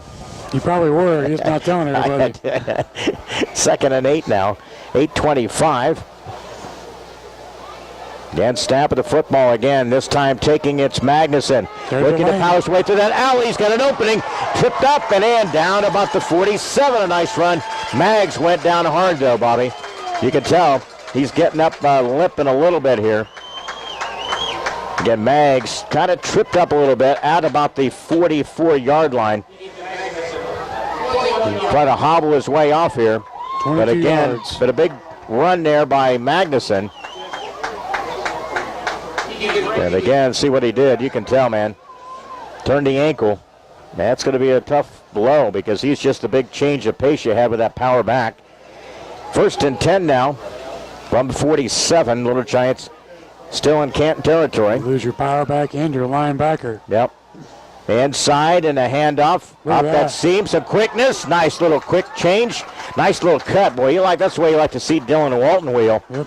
7 yards. Work to that small space. You see that really step, man. I tell you what, when he gets it figured out, he's got that track kind of speed. When he gets it figured out and he gets to those holes, he's going to be a dynamic runner. For him, it's the patience to see that hole when the hole presents itself. Yeah. To stick your foot in it and attack it. Yeah, I thought he did a better job that time there. His burst so far is unmatched for anybody else that I've seen. Yeah. He's got a quick first out. Again, the Little Giants here at the second period, 7-12. Little Giants up 14-0. We're just chewing up clock, too, Leon. Out of that single back, got the wing and the sniffer. Again, that's Walt through the seam. Tries to get it outside. A little stutter step and down about the 20. Nice run there. 20-plus yards there. And for Dylan Walton. 25. 25. Big run there and a carry by Dylan Walton, the junior. Showed that burst again, didn't he? That's what you like about this team. When one man goes down, we have been a team the last couple of years have stepped up, haven't we, Bob, in key times in answering. They've got the bodies and athletes to do it. Yeah. Winning's contagious. More kids go out, more opportunities for kids to make an impact. So Little Giants again with the first down. Oh, they tried to turn the corner. That. That's Drake Yerbick. Stumbles his way across the 15. He goes down there. Has the wing and the carry. Dylan Walton comes to the near sideline. He'll get the play from Coach Cody Myers. We'll give Drake 5. This year's coaching assistants back for another season, Mike Vollmer. As we mentioned, Justin Miller, Kent McDowell, Cody Smith, although injured from that alumni game. You got Brett Miller, Grant Stevenson, Harold Rose, Bill Lingle. As we mentioned, Cole Schroet has been a big help as well. Decked out in their white tops and a purple and white caps, which Bob's head's too big for fitting the one he's got. So it's 2nd and 5. 2nd and 5. Walton turns the corner, but it could come back here. It's going to be a hold. Yep. Get out there a little bit, try to leverage the outside. Usually when you see a flag thrown there, it's usually a hold or a face mask. So trying to learn a lot of the personnel. Because we're kind of like that's one of the things you try to learn as a broadcaster. I go and watch. Substitution, Aaron Evans, a junior, will come in on the line. That was your right tackle. Yep. So again, substitution for Garrett Petty. So again, for the Little Giants substitution. So 5:56 remaining before halftime. We'll have our Pava State Bank halftime interviews. And our halftime is throughout the year is brought to you by Just Teasin' Hair and Nail Salon, North Main in Canton. A quick timeout. We're back here to Memorial Stadium. Little Giants lead at 14-0, under 6 minutes before halftime. Back here in 1 minute. Helping bring you this event, Sedgwick Funeral Homes, Bartonville, Farmington, and Canton. Remax Traders Unlimited, Susie McMillan, your agent. By Spoon River Animal Clinic, located on the north edge of Canton. Stereo Village on South 4th Avenue in Canton. By Canton Wesley United Methodist Church, located on North Avenue A, and by M. Bixler Video Productions. Call us for more information about underwriting. Helping bring you this event, Monocle's Pizza on North 5th Avenue in Canton. In Canton, we deliver. The Bank of Farmington, located in Farmington and in Canton. By Canton Napa, located on North 1st Avenue in Canton. Big Horse Vineyard, located east of Lewistown. Canton Lambs of God Daycare and Preschool, located on North Avenue A in Canton. And by M. Bixler Video Productions. Want a DVD? Call us for more information. 2nd and 10 with a carry to the far sideline. That was Clint with the keeper. Clint Wells with the keeper. I think he got the 5 back. Yep. At least about a 5-yard gain down to about the 15, so 3rd down. The Little Giants tried to add to their lead, 14-0, scored early in the game. And we see Mag still being treated down there by... I think they might have eyes on him, Leon. Yep. He might be done for the night. Yep. Little sprained ankle. Bringing the play back in is Jake Smith. And an opportunity. And our own staff member, Vic Kuzner, won the dough. She bought the first ticket of the night. Is that right? Yep. There you go. So Little Giants now from the Charleston 15-yard line. I smell free food coming here. 3rd and about 5. Coach Cody Myers will take a timeout. That's number 2. Little Giants will burn the timeout with 5:47 left in the second period. Little Giants up 14-0, trying to drive against the Trojans defense. Back here to Memorial Stadium. The Little Giants, the voice of Canton, WBYS, back in 30 seconds. Helping bring you this event, Monocle's Pizza on North 5th Avenue in Canton. In Canton, we deliver. The Bank of Farmington, located in Farmington and in Canton. By Canton Napa, located on North 1st Avenue in Canton. Big Horse Vineyard, located east of Lewistown. Canton Lambs of God Daycare and Preschool, located on North Avenue A in Canton. And by M. Bixler Video Productions. Want a DVD? Call us for more information. The timeout, and we have 1 remaining in the half. It's 3rd down and 6. Need to get to about the 10-yard line. Little Giants single back out of that formation. Little flicker play, runs to the hip here. That's Drake Yerbig trying to get it to the 10-yard line, but it's going to come back. Multiple markers down. That is going to be a hold on. Multiple markers. Number 6. And again, that's Jake Smith on the penalty issued. And again, they'll bring the play back. Again, a conditioning and emotional part of it. Got up to the quick start there. Had a little bit of a low, bounce back.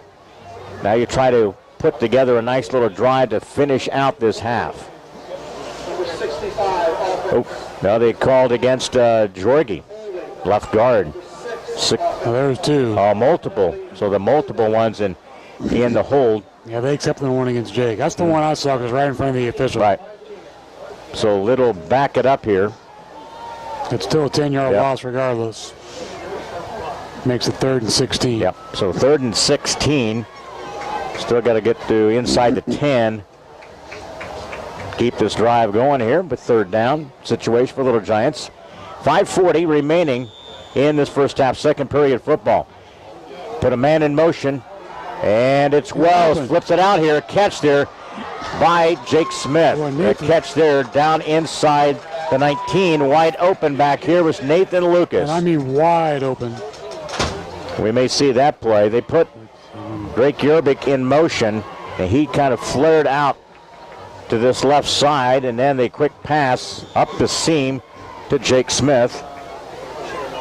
And again, wide open. So 4th down. Little Giants now, 4th down. And about 7, pretty close to that. 4th down at about 7. Little Giants again will send Caleb Miller. Receiver to the right side. Wing is Yerbick, single back, and they went offside. Jumped defensively there. Makes it 4th and 3. Yeah. Jacob Albin helps us out there, gets half of that back here, so it makes it very manageable here. Washington scored again, Leon. They're up 14-0. So 14-0. And Washington State ranked in 5A. And they are at Mohammed Seymour. New team on the schedule for Charleston this year. So 4th down and 3 from the hash mark to the near side. You got Dylan Walton offset to the left. The wing is Yerbick. Turn spins. That is Wells. He dives. Ball comes loose. Charleston has it. Didn't secure it. Come right out of his hands and recovered by Charleston. So a fumble on the call. A fumble and recovered by Charleston. Unfortunate and ball securement there. Our turnover. First of the night gives Charleston possession deep in their own territory. Their own 8. 1st and 10 from the 8. They'll run 4 receivers. Should say 3. 2 on the opposite side. That was a little delay again. You talk about that timing not being in sync. That was another case of that play there. And play stopped here with 4:33 left before halftime. False start. So Little Giants again scored early in the game. First drive. A 1-yard run, 6-0. Failed on the conversion. And then Clint Wells a touchdown. 2-point conversion. Lost the services of Ethan Magnuson. He's got his head down. I know he's disappointed. Part of his senior year. Hopefully it's just a slight ankle. And out of the shotgun again from the end zone. Working in the end zone. Setter step. Gets it to the hash mark. Gets it up a couple of yards. And a run there by, I believe it's Littleford. That was McDonald, Leon, with 34. 25, sorry. Yeah. No, you're right. 34, right? Yeah, it was right? Littlefield, yeah. Okay. And then a carry there, so it gets them now. 2nd down and long. 2nd and 15. That was no gain. Again, low snap. Flips it out here. Backpedaling and diving. It almost made the grab here about the 36-yard line. Goes incomplete. Nice coverage by Zach Collier, too, Leon. Yep, nice job there. With that receiver step for step, wasn't he? Absolutely. Never got beat. Stayed the course there, stayed the inside. And again, incomplete. So 3rd and 15 for Charleston. We'll see up front here. Little Giants up front. You got Garrett Petty off to this near side. Micah Barnhart. Don't allow him to keep the drive alive. Again, they play clock down to 13. Here comes the pressure. He flips the pass out there. Double coverage. Picked off. Turns. Nathan Lucas. Nathan Lucas, and an interception and inside about the 10-yard line. So an interception there by Nathan Lucas.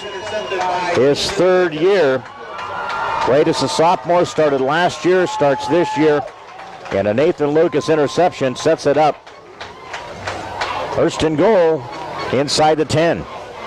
Good opportunity here with 3:55 left before halftime. Clint Wells got the play. Also Nathan Lucas now will join that group offensively. See if Little Giants again to work for the short side of the field. So you may see a little maybe a throwback play here. Nice to see a pitch out to this long side, wouldn't it? Yep.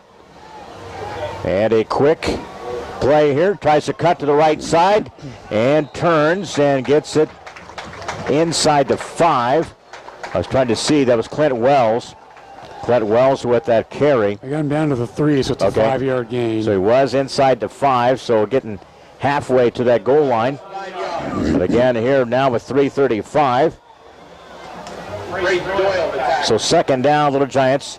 That's that's going to nowhere, and swarm there is Dylan Walton.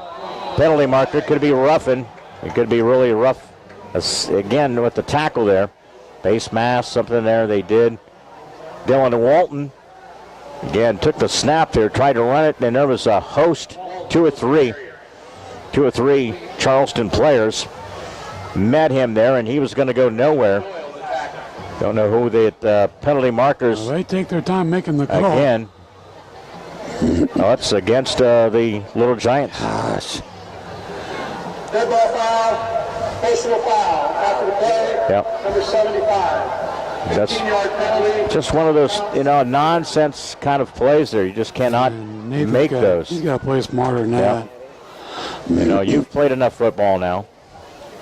So again, that'll back it up to the 20. That's 60 yards and penalties in his first half. 3:22. Play goes live again. Nathan Lucas goes to the tight end to the right side. Single back. Also, it's Dylan Walton offset. Clint Wells tries to turn the corner here. Got a wide opening. We get one block here. There you go. Inside, down, and it's going to be a touchdown. Drake Yerbick. Drake Yerbick runs the football from 20 yards out. So Drake Yerbick, that's that little flicker play. Take it right off the hip.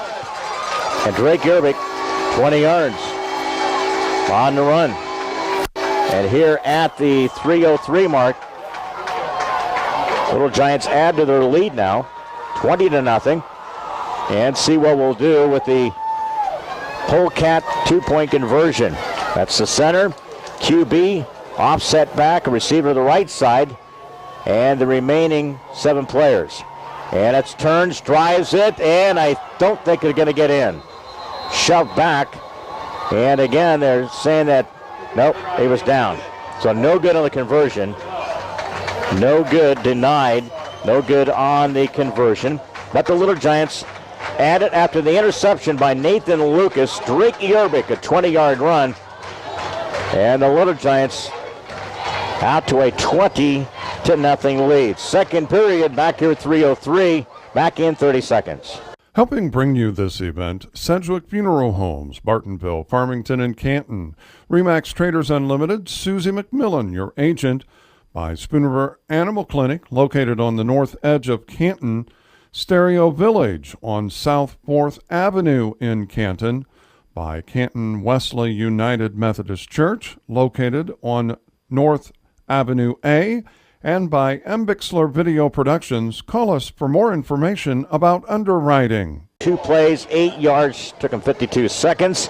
20-yard run by Drake Yerbick, no good on the conversion, and Little Giants out in front 20-0. Bob made a pretty good point again. We had a lot of that negated by negative yards. 2 penalties. 2 big penalties there. That 15-yarder was a big one. We've had over 60-plus in yards for penalty assessed in this first half already. 6 penalties for 60 so far. And sometimes you get those in the opening week or so of the season here. On the return, up the gap, up to about the near midfield, and a run there by Keeson Eddings. I think that was 19. on the return there. And again, it's 29. 29, Nick Sweeney on the return up to about the 50-yard line. So nice return by Charleston. So Sweeney on the return. It's tough sometimes to see the numbers. I saw the 9, but I couldn't see the other side of that jersey. Now it's Seth Higgins, who's had each team now a fumble and interception. Back to pass, quick one, and incomplete. Was intended for Albin. Might have heard some footsteps on that one. Coming up a shallow route. See him run that shallow route off to this near side. Well, Micah Barnhart was right there to greet him. He caught that bad boy. Mike has done a good job today, man. He's been in a lot of instances rushing. Couple of tackles. Nice job disrupting. Yep. So 2nd and 10 from midfield. Charleston, low snap again. Passes it, flips it out here. The catch, and up to about the 45, the Little Giants. Good job there. On the reception there by Cam McDonald. We tried to strip it away, but the reception was made to McDonald. So a gain of about 6 puts it inside Little Giant territory with the clock running here at 2:32. So they're trying to get in a hurry here. 2 by 2 receivers. And a single back with the QB out of the gun there, Seth Higgins. 3rd and 4 for Charleston. Play clock at 17. Snap of the football. Quickly, we flip it out here. And a grab and a catch. Met head on there. Good job. Gets him back to about the 46. Good job pursuit there by the Little Giants. And a stop there by Ethan Magnuson, who's back out there. Sore ankle and all making the tackle. He's a tough hombre, man. There ain't no doubt. And a penalty marker. It should be down multiple there, Bobby. Charleston should be. So multiple markers down there. I wonder if it's a shift. Yeah, I think they were. You could tell that the personnel was in the wrong place out there. So we've had a couple of those illegal shifts in this game. So 3rd and 4 now. Play again to the clock now at 2:07. Still, it's that first week getting all that terminology and all that down. You got to take that penalty. You got to take it. Yeah. Don't give them any momentum. No, you don't. So Little Giants have scored 3 times in this game. Magnuson, a 1-yard run. Clint Wells, 11-yard run. And Drake Yerbick, a 20-yard run. And we've had a fumble in this game, a turnover. They've had an interception that was picked off by Nathan Lucas. We scored after that, so we've got points off the turnover. So 3rd and 9 remains from midfield. Higgins flushed out of the pocket. Good job, got away from him. Had a man that slipped by to the hands of Barnhart. And again, end up going down. Tackle low. Yep. Don't try and tackle high. Yep. And it goes incomplete, but again, big rush there from that defensive end. And he'll be, he's a sophomore. He'll learn to finish the deal there, man, because he has got a quick, you see his quick burst, man. He gets off the line of scrimmage really well. He releases off that blocker really quick, too, man, which gives him a chance to get in there for that tackle. Minute 52 before halftime. And a punt again by Charleston. Again, look out. And it goes. That was a dangerous one. It's going to roll, and it goes into the end zone. A touchback. So a touchback. Can't give it without effort. I tell you what, that 21, Sweeney, he was trying to keep it down at the 1, and it just got by him and into the end zone. So a touchback. So again, Charleston. Again with the punt here. And Little Giants will have it. 80 yards to go and 1 timeout. So 3 and out in a punt. They've had a couple of good punts, really. It's put us back a little deeper. One was, 50 plus? One punt, right? That was a friendly roll there. Yeah, it was. I mean, it was a 64-yard punt, but only a 44-yard net. So Little Giants offense will have it with a minute 43, leading at 20 to nothing. Here we go. Quick spin. Off to the races to the right side and upended. And again, that's Walton, I believe, outside there. Got that at the hash mark, Leon. You could have got about 6 yards. Again, we talk about getting way outside, stringing the play out. That does not do you no good. When you've got the quickness and his ability, he makes that quick cut. He's up to the seam, and his ability, I mean, he will jet up that middle there off to the right side. You got to prepare yourself for the contact. So 2nd and 6 now, Little Giants offense. Clint Wells out of the gun. Snap of the football. He'll go back to pass. Feels a little bit of that pressure. He runs out of that. Now he tries to turn it. Sidesteps one man. Nice little cutback. Now he runs to the opposite side. Block made, and then he goes down at about the 32. Give him a first down, though, it looks like. I tell you, he was chased out there. Finally brought down by Litterford, number 34. You see a little stutter step. He cut back and wait for that defense and pedaled his way back across the field. So first down for Little Giants. That was a lot of real estate for a 7-yard gain. He's probably thinking, maybe I need to rethink that one. So 1st and 10 now. Back to pass. He feels that pressure again. Steps through, out there, and it's a catch. A catch at the 43. Grabbed there by Blake Poston. Had his man Dayton Black on his hip. And again, you can see just a nice little flick of the wrist out there by Clint Wells. He hooks up again with a first down. Blake Poston in Charleston territory with the remaining 30 seconds before halftime. So the Giants trying to be in a little bit of a hurry here. Clint Wells out of the gun. Snap of the football, turn, spins. Drake Yerbick now. And again, he's not going to get the pass off. They sniffed that one out, and he's down at the 50. Loss of 6. We had Poston running the underneath route here to the 40, about the 44-yard line. And it went, never got the pass off, but a timeout by the Little Giants. The first, I should say the last complement of the first half with 15 seconds. Little Giants will talk it over. We'll take a quick break here. Back here in 30 seconds. Helping bring you this event, Monocle's Pizza on North 5th Avenue in Canton. In Canton, we deliver the Bank of Farmington, located in Farmington and in Canton, by Canton Napa, located on North 1st Avenue in Canton. Big Horse Vineyard, located east of Lewistown. Canton Lambs of God Daycare and Preschool, located on North Avenue A in Canton. And by M. Bixler Video Productions. Want a DVD? Call us for more information. Back here at timeout, the final one taken by head coach Cody Myers. Little Giants dig in here. They've led 20-0. They have it at midfield. 2nd and 17. And here we go. Petty as the center. Clint Wells. And a pressure, flips it out. Here, got a man open and off the fingertips. Looked like it was redirected by Griffin, 24. Give him credit for making a nice play there. Because he threw it right into the perfect spot there. It saved 6 points. And it goes incomplete. It was intended for Drake Yerbick. And it goes incomplete with 9.7 before halftime. That play right there, he saved 6 points.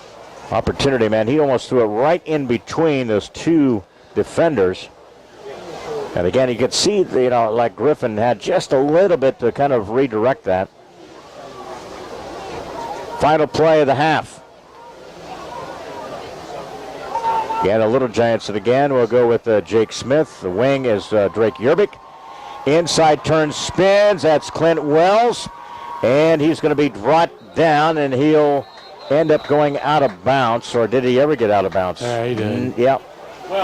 So stops the clock with 2.6. Little Giants will get one other play in. So an opportunity for this Little Giant offense. Hail Mary time. Yep. You know he can throw it that far. We've seen that. See who he puts in there. You got still Dylan and Walton who will be in the backfield. Drake Yerbick. And let's see who else we got there. I think Poston is a receiver. So it looks like. On a bunch to the right side. And Wells flips it out here.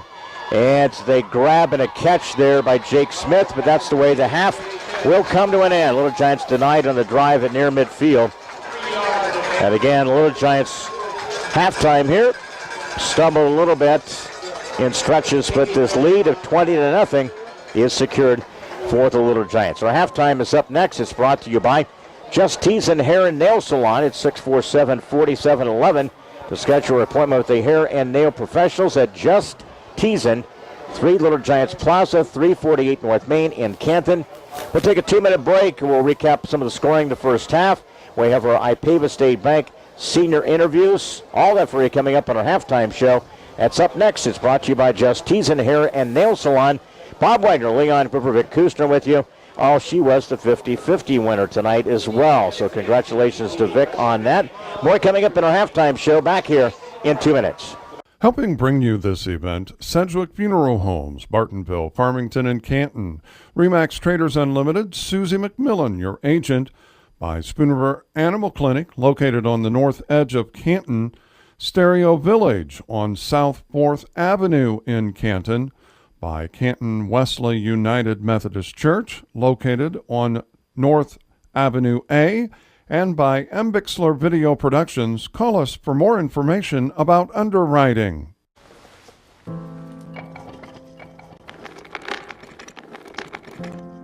Maybe he's really focused. Hey, Michael. Michael.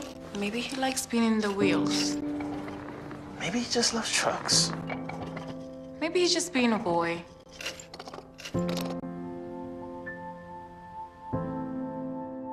Preoccupation with objects is one early sign of autism. Learn the others today. The sooner it's diagnosed, the better. Helping bring you this event, Monical's Pizza on North 5th Avenue in Canton. In Canton, we deliver. The Bank of Farmington, located in Farmington and in Canton. By Canton Napa, located on North 1st Avenue in Canton. Big Horse Vineyard, located east of Lewistown. Canton Lambs of God Daycare and Preschool, located on North Avenue A in Canton. And by M. Bixler Video Productions. Want a DVD? Call us for more information. Michael Adams? Here. Michael Adams? Here. Michael Adams.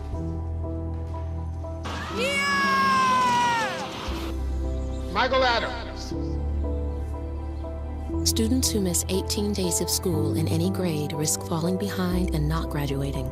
Absences add up. Keep track at boostattendance.org today. A little the pom-poms will do their routine. Then we'll have CHS marching band. And Bob, you have a special part of that. Of course, Avery being a part of this year as a freshman, right? So you're going to be pretty excited. You've seen him come down the track and as he was performing. Yeah, it's pretty cool. You know, if you think about it, you know, they always say a lot of your sports are year-round. You know, with band, Avery started July 14th. So they've been at it for quite a while to get prepared for this upcoming season. It's just really cool to... But they put in a rigorous and pretty grueling time, don't they? They do, you know, and Avery loves it. And, you know, the fact that I can still do these games with you and get to watch them up close and personal, it's really special for the next 4 years. We're at halftime, and of course, to give you an update on some scores, halftime, Mercer County, Farmington, 14-14 tied, late second. Princeville, 28, Lewistown 3. Halftime at Table Grove, South Fulton, after trailing 7-0, have added a couple of scores. South Fulton 20, Havana 7, late second. Elmwood Brimfield 16, Stark County 12. Annawanna Weathersfield 14, Knoxville 0. Late second, North Fulton 19, Biggsville West Central 6. That was at Cuba. They honored, prior to the game, the 10-year anniversary, the 2007 semifinal North Fulton football squad. Bob and I had the pleasure of covering that during that run as well, so they were honored tonight. Also tonight in the second quarter, Illini West leads United 26-6. Late second, Mid-County 14, Abington Avon 7. Late first, Dunlap 15, Galesburg 0. Late second, Columbia's taken the lead 20-13 against Morton. First quarter, Pekin 14-0 over Oak Forest. Washington leads Mohammed 21-0. And Elgin St. Edward shutting out Metamora in the first half 14-0. So those are some of the area scores in this week one. And here at halftime, it is the Little Giants out in front 20-0 against Charleston. That is part of our halftime show. It's brought to you by Just Teason Hair and Nail Salon at 647-4711 to schedule your appointment with the hair and nail professionals at 3 Little Giants Plaza, 348 North Main in Canton. More coming up. We have our interviews with our seniors. We'll get to Bob's first half stat look, all that for you coming up. We'll take a 2-minute timeout and get to our senior interviews brought to you by the Ipava State Bank. And featured tonight, as we mentioned, Evan Otto, Nathan Petty, and Bryce Adams. We'll have that part of our Ipava State Bank senior reviews. Take a quick 2-minute break. Little Giants out in front opening night, 20-0 against Charleston. Back here on the voice of Fulton County Little Giant Football, WBYS. Helping bring you this event, Sedgwick Funeral Homes, Bartonville, Farmington, and Canton. Remax Traders Unlimited, Susie McMillan, your agent. By Spoon River Animal Clinic, located on the north edge of Canton. Stereo Village on South 4th Avenue in Canton. By Canton Wesley United Methodist Church, located on North Avenue A. And by M. Bixler Video Productions. Call us for more information about underwriting.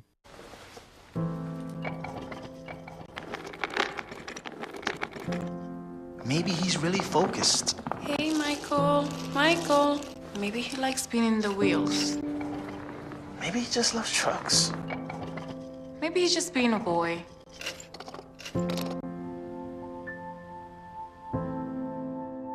Preoccupation with objects is one early sign of autism. Learn the others today. The sooner it's diagnosed, the better. Helping bring you this event, Monocle's Pizza on North 5th Avenue in Canton. In Canton, we deliver. The Bank of Farmington, located in Farmington and in Canton. By Canton Napa, located on North 1st Avenue in Canton. Big Horse Vineyard, located east of Lewistown. Canton Lambs of God Daycare and Preschool, located on North Avenue A in Canton. And by M. Bixler Video Productions. Want a DVD? Call us for more information. Michael Adams? Here. Michael Adams? Here. Michael Adams.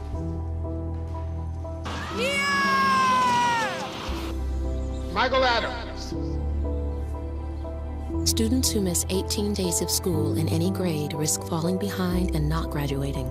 Absences add up. Keep track at boostattendance.org today. Senior player interviews tonight are brought to you by the Ipava State Bank, locally owned and operated since 1902.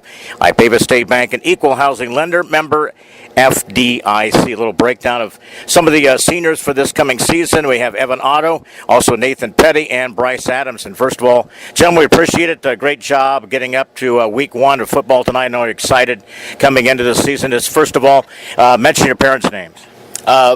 Jeff and Jill Otto. I'm Evan. All right. Tom and Amanda. I'm Nathan. All right. Willie and Debbie Adams. I'm Bryce. All right. When you take a look at a lot of things, what will you remember kind of about last season and bringing it to tonight, to the game, all the hard work, all the fan support and those type of things? What do you be kind of think from last year, Evan, heading into it'll be your final senior season? Well, with just such the, great season we had last year, we know we're not going to get it. No one's going to come out and lay down for us. We have a giant target on our backs. Coach tells us that every day, so we expect everyone's best, and we plan on taking it one game at a time and hopefully getting back to the playoffs again this year. Absolutely. Nathan, what it means to you coming in as a senior this year? It means a lot. We worked hard, and I hope we can make it as far as we did last year. Absolutely. Bryce, what about all the hard work put in the off-season? What's the seniors season going to mean to you? It means a lot to me. I just hope that we go as far as we did last year. All right. Rapid fire. We're going to begin with a couple of different questions. We're going to talk about maybe the biggest improvement in your position. This year you're learning the tight end position, so you've had to learn that. But being in the secondary, what's kind of the biggest improvement there? My biggest improvement would probably be on just open field tackling, breaking down, learning not every hit has to be a big hit. You can just, if you come up and you make a hit, you make a play, regardless of how hard you hit them. If they're down, they're down. Absolutely. Nathan, what about you? You played really both sides of the football. What have you learned with the offensive line? Let's talk a bit about that. What's the improvements that you have made there? I've just become a better pass blocker and run blocker, and we have a big team, so a lot of competition. Absolutely. Bryce, what about you? Last year you played the sniffer, the blocker last year. This year a little bit more defensively. What's kind of the assignments and things that you look forward to improvement in as a linebacker? Open field tackling. Anything else that what you worked in? Have you worked on some speed stuff? Reading plays a little bit either. Yeah, we've worked on a lot of conditioning and reading the plays and guards and stuff. All right. Let's talk about a favorite moment, something maybe from last year, something that sticks out as you get to your senior season here, Evan. Anything from last year's playoffs, any game, Metamora, those type of things. Yeah, Metamora was huge, but I got to say probably my favorite moment was the Mater Dei game right over here. It's forever going to be with me, and it's just one of those games you're never going to forget. It's kind of like, I know we're doing the broadcast up in the booth up there, it kind of like stopped in time. You're waiting for that official to make the call, and then it's, victory, so you're moving on. It was one of the better moments. What about you, Nathan? I'd say the Columbia game, just the comeback, was really fun to play in and have it happen. Absolutely. What about you? Favorite moment, any kind of thing there? You kind of look at and how do you keep your emotion in check, those type of things as well? It's hard to get not caught up in that, right? Yes, it is. And my favorite one was Metamora. We played against them with the fans and everyone just going crazy. And what'd you think about it? Jay scoring at the end of there? That was excitement, and I had the highest respect from the Metamora folks, which is rare when you're over there because they paid a lot of respect to your football team, and I thought that was a huge turning point of the season. Let's talk about any kind of superstition. You have anything that you do game day? You eat? Certain socks you got to wear? Anything like that, Evan? I'm not too superstitious. I like to keep my routine the same, though. Everything from when the morning I get up to, getting dressed and brushing my teeth. I like to keep everything in a routine. Not so much superstition, just keeping my body kind of in a routine. Absolutely. What about you, Nathan? Anything different you do, or it's kind of like he talks about a little bit, they stay the ordinary? Kind of the same. I just like to go through the day just with whatever is happening. Bryce, what about you? You get a little nervous, you get excited early in the morning, getting up and going to school, and then anything you do differently like that? I know I get nervous right before the game every time. That's about it. That's a good thing. Let's talk a bit about favorite food. Anything that kind of sticks out that you enjoy better than any other? I'd probably have to say a really well-cooked ribeye would probably be mine. All right. What about you, Nathan? I'd say spaghetti. Spaghetti? Game day, you eat a lot of spaghetti or anything like that? Yeah. I like spaghetti. Bryce, what about you? Subway. Subway? Yeah, yes. Man. You like the marinara meatball or anything like yes, that? I do. I love that. Me too, man. One of the things, let's talk about who has had the biggest impact in your life. We'll talk about that. Our halftime is brought to you by the Apeva State Bank. We're with Evan Otto, Nathan Petty, and Bryce Adams. Who's had the biggest impact in your life? Probably the biggest impact on my life would have to be my grandpa. He's taught me everything, maybe not so much from a football standpoint, but just to be a man and how to, act on and off the field, how to just handle yourself. And I really owe everything that I am and probably ever will be to him. Absolutely. Nathan, what about you? What's kind of the biggest impact in your life? I'd say Coach Pearson, because he taught us to work hard and showed us that if you work hard, you can be great. Absolutely. Bryce, what about you? I go with my dad because he's been there for all my football games and any sport I've ever been in. Absolutely. Well, let's talk finally some plans after you graduate. You go on to school, maybe a profession you want to get into, Evan? Right now, I'm leaning more towards the military. I go into the Army to maybe become Special Forces, a Green Beret, but it just depends how the season ends up and where I get offers from school. Just everything kind of is just up in the air right now for me. Absolutely. Nathan, what about you? Anything you're looking for profession-wise, maybe going to school? I'd say a trade school, construction or electrician, something like that. Absolutely. Bryce, what about you? What's your goals or something after you got to graduate? You want to go on to school someplace? Yes, I do spoon. I want to do something to do with welding. All right. Gentlemen, I told you it was easy. We appreciate it. Have a great senior season. And again, with us today, Bryce Adams, Evan Otto, and Nathan Petty, the seniors, 2017. It's brought to you by the Apeva State Bank, locally owned and operated since 1902. Apeva State Bank, an equal housing lender, member, FDIC. Helping bring you this event, Sedgwick Funeral Homes, Bartonville, Farmington, and Canton. Remax Traders Unlimited, Susie McMillan, your agent.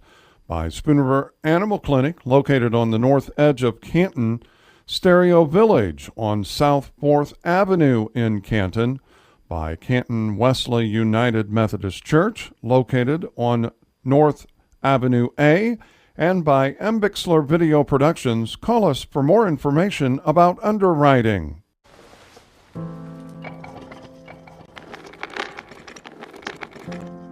Maybe he's really focused. Hey, Michael. Michael. Maybe he likes spinning the wheels. Maybe he just loves trucks. Maybe he's just being a boy.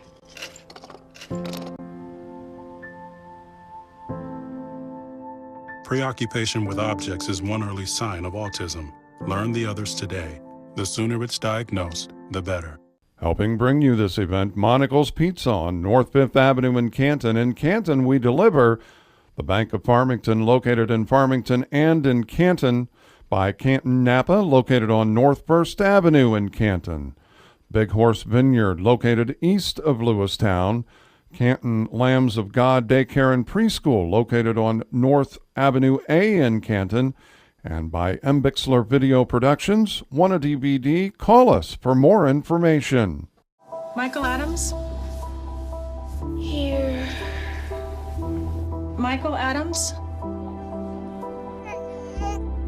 Here. Michael Adams.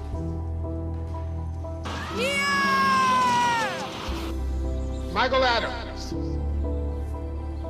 Students who miss 18 days of school in any grade risk falling behind and not graduating.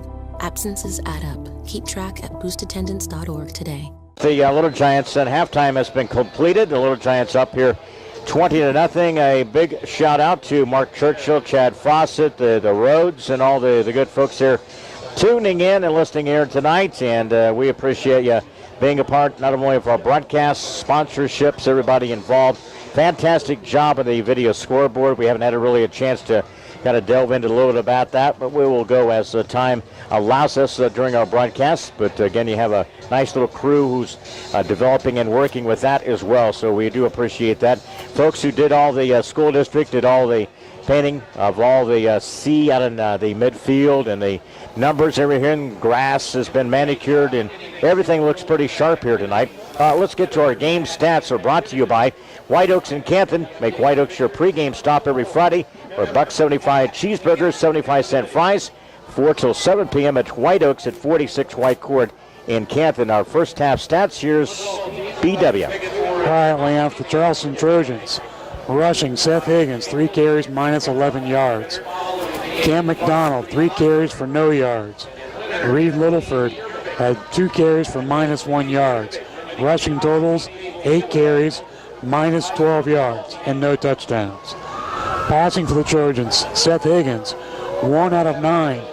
One of those was intercepted for a total of 6 yards and no touchdowns. Receiving, Cam McDonald caught the only pass for 6 yards. Receiving totals, 1 catch, 6 yards, no touchdowns. Total offense in the first half for Charleston, minus 12 yards rushing, 6 yards passing for a total of negative 6 yards. Time possession, 5 minutes, 33 seconds. For the Canton Little Giants, rushing, Drake Yearbeck, 5 carries, 34 yards and a touchdown. Clint Wells, 15 carries for 103 yards, also 1 touchdown. Dylan Walton, 11 carries, 42 yards. And Ethan Magnuson, 5 carries, 36 yards, 1 touchdown. Rushing totals, 36 carries, 215 yards, and 3 touchdowns. Passing for the Little Giants, Clint Wells was 3 out of 5. None of those were intercepted for a total of 36 yards. Receiving, Nathan Lucas caught 1 pass for 8 yards. Jake Smith caught 1 for 4. Blake Boson caught 1 big catch for 24 yards. Receiving totals, 3 catches, 36 yards, and no touchdowns. Total offense, 215 yards rushing, 36 yards passing for a total of 251 yards. Time of possession, 18 minutes and 27 seconds. All right, you got to like that, but those penalties, so we have to kind of start to take care of that business here in the second half, but pretty efficient when you took a look at the overall in the scoring in the first half. Little Giants lead it 20-0. Those are in-game stats are brought to you by White Oaks and Canton. Make sure you check out the pregame stop every Friday for $1.75 cheeseburgers, 75-cent fries, 4 till 7 at White Oaks, 46 Whitecourt in Canton. Our crew ready to go. Vic's working on a lot of the scores. BW, I'm Leon Groover, and Megan is our engineer back at the studios, and M. Vic's for video production down on the sideline. And we saw Cameron Lucas, who is attending Upper Midwest, Iowa. He along with Jace Chamberlain. And I saw Nathan Miller practice earlier this week, so a lot of those guys will trickle in from time to time once they get to back to school and kind of making their adjustments in their different aspects of life. Cole Schroed is attending Western Illinois. He comes back throughout the week and handles some of the practice situations. The onside kick, we got and I believe the Canton got it. Got it. We'll see. It's recovered. It went 10 yards. Jesse Theobald did a good job of recovery. Good job by the Little Giants. That'll make his brother proud, won't it? Absolutely. Good job there again by Justin Jorgensen. Attaboy. On the onside kick by Theobald. And the Little Giants, just like that, surprised Charleston with an onside kick. And what's funny, when Jesse kicked it, he outran the kick actually to begin with. They fended off the other team so he could recover. Nice job. What was the big staple we had last year with Spencer? Onside kick. Let's do another one. Onside kick. You see, remember the game, a couple of games we had with Coach Ryan Pearson during that time. So Little Giants it again. Onside kick, and they'll have the football inside the Charleston 49-yard line. They send to this near side, flip it out here, and you can see had a little different thing that Dylan Walton never looked for the football. And if he waited out here, man, I tell you what, he had a ton of green grass out here in front of him. Plenty of real estate to cover with that speed, that's for sure. And I think even when you're running, you should always look back to the quarterback, shouldn't you? I mean, because what if he's getting chased out of the pocket? You got to come back to the football here. When you're a receiver, you're a target. Yeah. And you have to play the game as such and be aware of the quarterback's motions back there. And that's another learning process for the young junior with Dylan Walton. Inexperience get the best of us on that one. 2nd and 10 now. Wing and the blocker, an exchange, and a loose ball. Oh, I think Charleston come up with it, Bob. I think they got it. They did. On the exchange, we lost it, never recovered it. So a fumble, second one of the night for the Little Giants.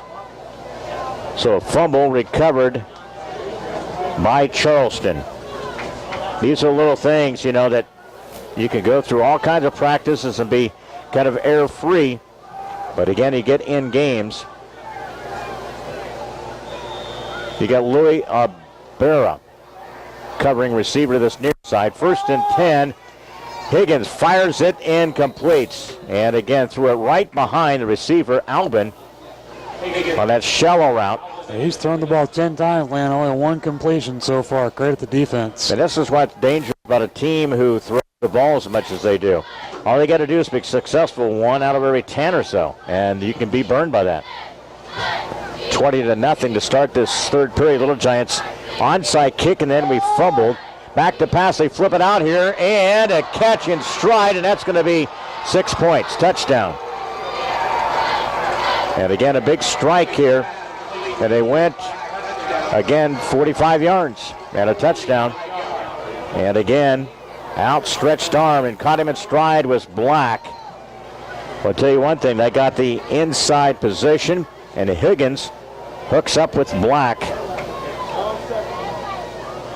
Well, that didn't take what I just talked about, Bobby. You called it. It's one of those things you just got to be always leery. Can't get beat deep, and we did on that play. Now the holder finally gets into the action here. Keyshawn Green will be the holder. And Seth Higgins will add the PAT here. Charleston and a low one, and it's good. Boy, I don't know how he ever got it across, but PAT was added. They get their first points of the night. Back on the scoreboard here with 11:38 of the third quarter. Well, Little Giants fumbled, and they take advantage of it. 45-yard pass play. Higgins to Black. PAT was good, 20-7. Little Giants lead Charleston third period, back in 30 seconds. Helping bring you this event, Sedgwick Funeral Homes, Bartonville, Farmington, and Canton. Remax Traders Unlimited, Susie McMillan, your agent. By Spoon River Animal Clinic, located on the north edge of Canton. Stereo Village on South 4th Avenue in Canton. By Canton Wesley United Methodist Church, located on North Avenue A.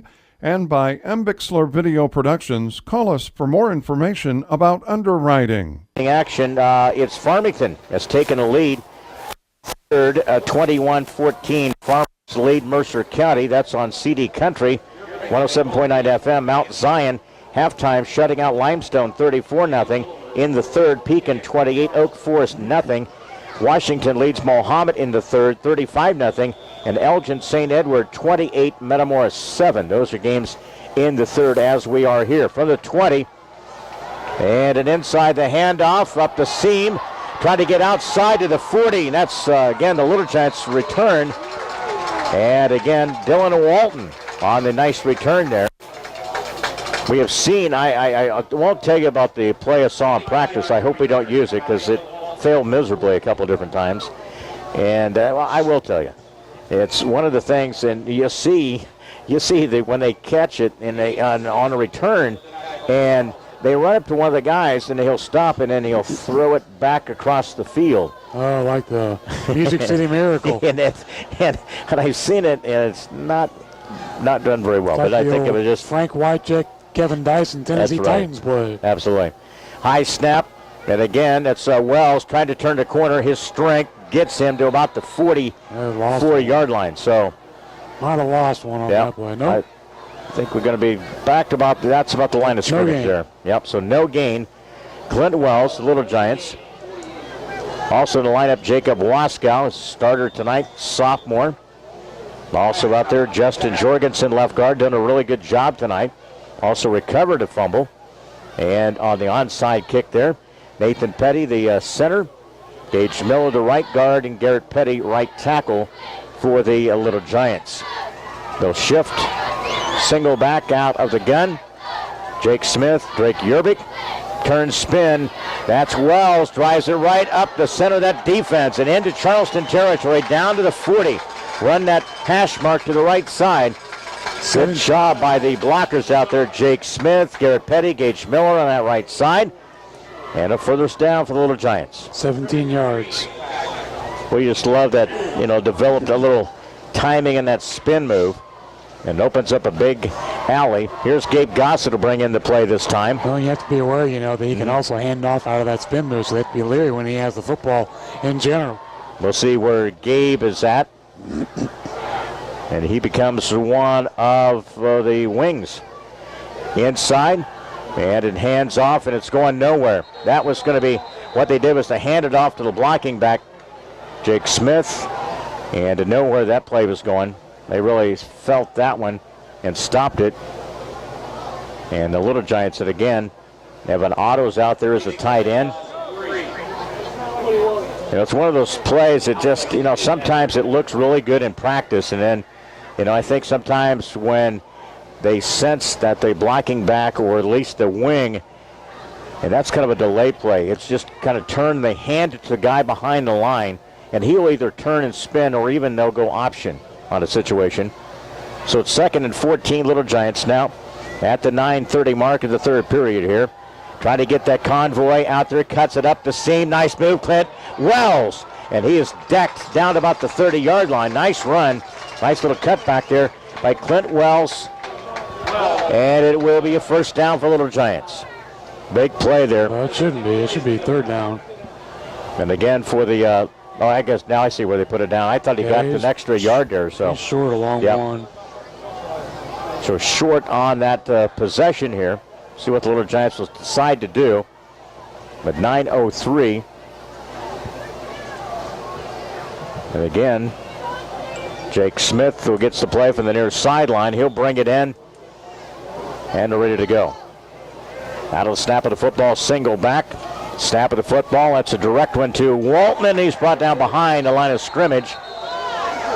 Lost a couple. And again, we've had a tough time here. They're getting more of a sealing surge. Our blocks. Well, the defense is getting more of a surge than last round to snap the ball. Again, you can see this is the time where your guys, you can tell there's some conversation among the linemen. You know, you can't start nitpicking with your teammate about missing a block or something like that. You just got to refocus here and get it going back here. So it's, again, 4th down. Short-term memory. Yep.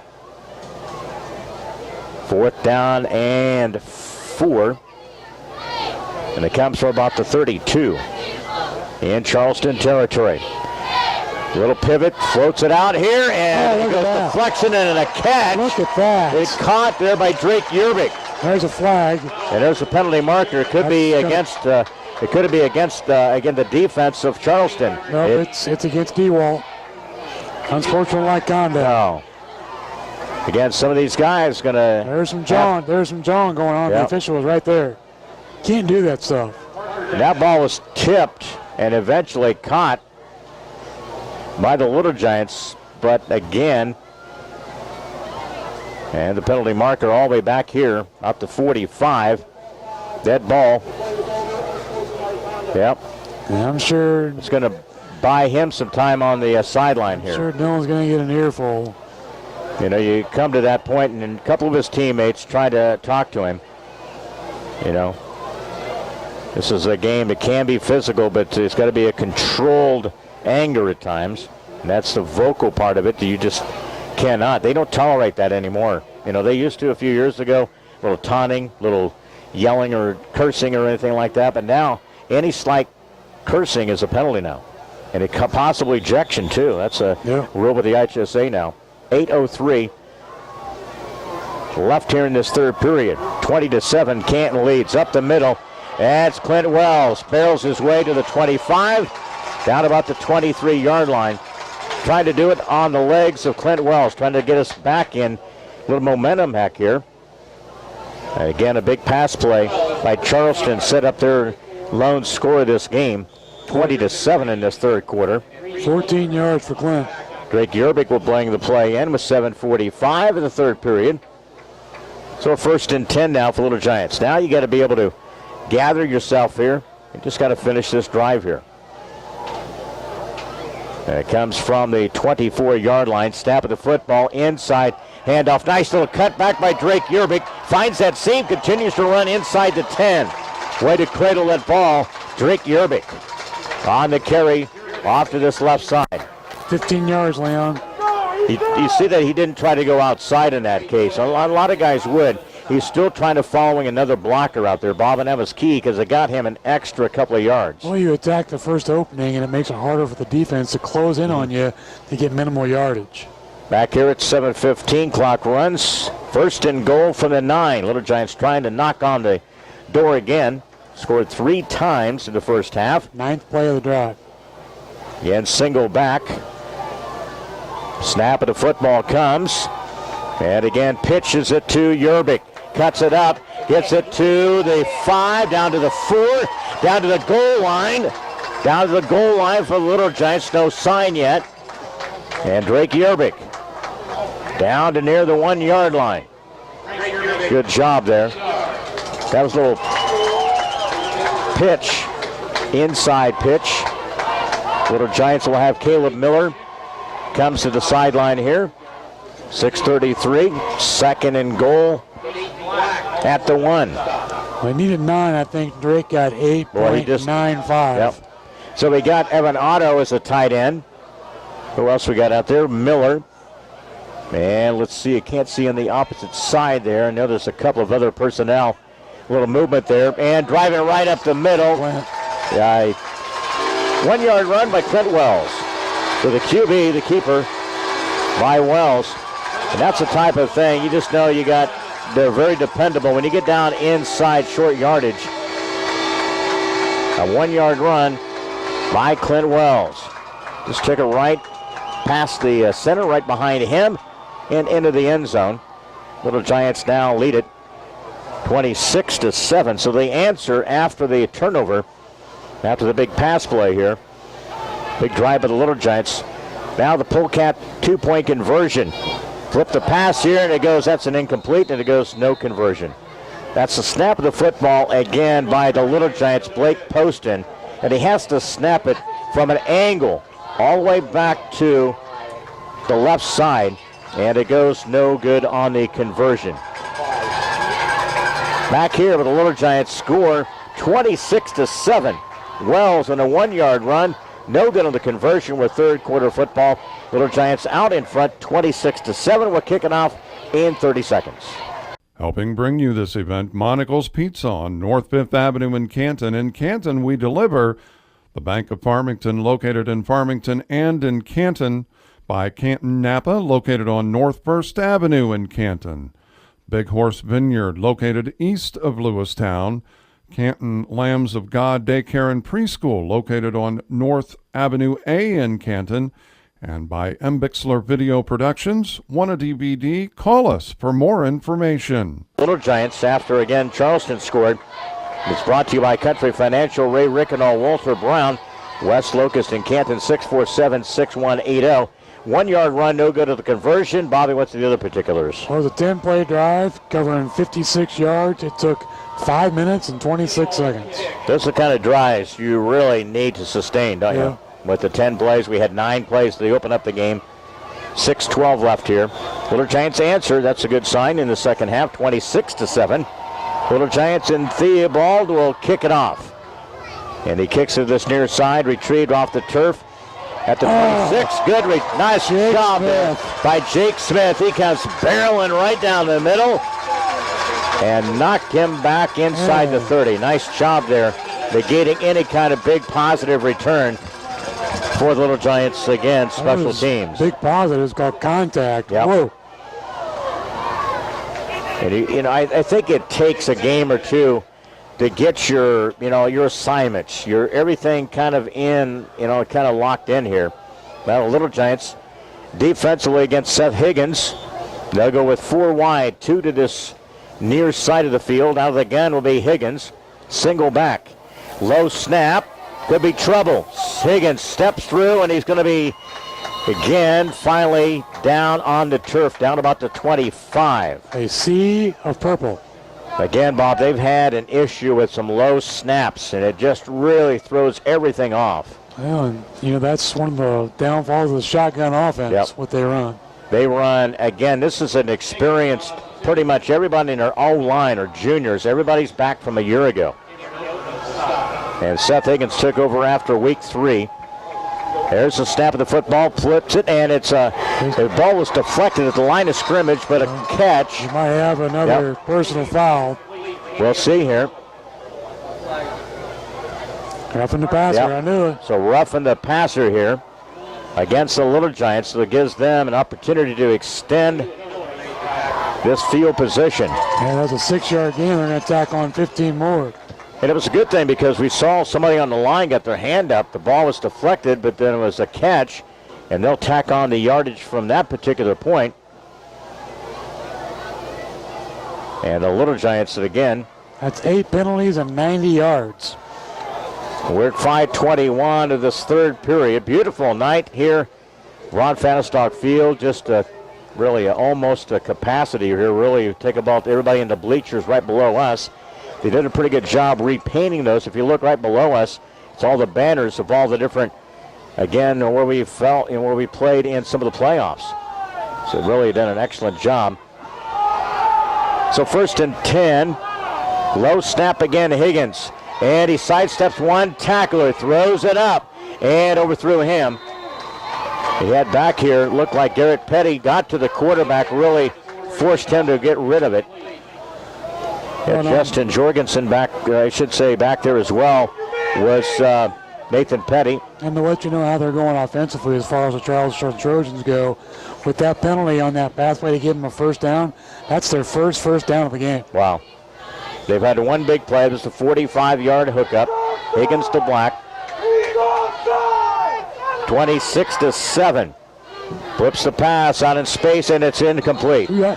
Well, I tell you, that's pretty close. He made the catch there, and then it was close to a fumble. I agree. Made the grab. He took almost a step forward. Yeah, I agree with that. Very close there. Incomplete to Dayton Black. Yeah, I was always told you never give up till the whistle's blown, and a lot of kids gave up on that play. So 3rd and 10 now. They remain near midfield from the 48. Trips to the near side. Higgins out of the gun again. Looks to take that low snap. Here comes the pressure. And Gage Miller, down you go. Higgins sacked. Couple on the night by the Mike linebacker, Gage Miller. 12-yard loss on the sack. Take note of that, you younger players out there, how to finish the deal out there. He didn't do it anything dramatically, slam him to the turf, anything silly like that. Good job. Well, he's able to, use his strength, Leon, to wrap up and make that tackle. Gives him a little bit of time off the field here. 4th and 22 for punting for Charleston. They've done a pretty good job of the night. High end-over-end punt here. Fair catch called at the 30. And caught there by Drake Yerbick. That's where the Little Giants will have the possession. So a 3 and out. And a punt by Charleston.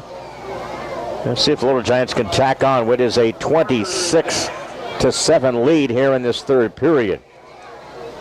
Coaches Roundtable makes its return tomorrow morning, live from Hy-Vee at 9:05. Look for the area football coaches. We have our breakfast buffet conversation. Usual coaches in Lewistown. Also, Canton Little Giants. Kent McDowell will be with us tomorrow morning because Cody is going to make the trip with the sophomores to Charleston. They play there tomorrow morning at 11. And, of course, we'll have Farmington and the closer, North Fulton, will be into our coaches' conversation there. Stoppage of play here with 4:23. Don't know exactly to the extent here. Haven't heard. Must be a penalty because they moved the ball back. Yeah. So it's again here. Little Giants with the lead of 26-7. So after they punt, penalized, so backs them up to the 20. Little Giant possession. Run it right up the gut. Try to power their way. Football 30. Down about the 31.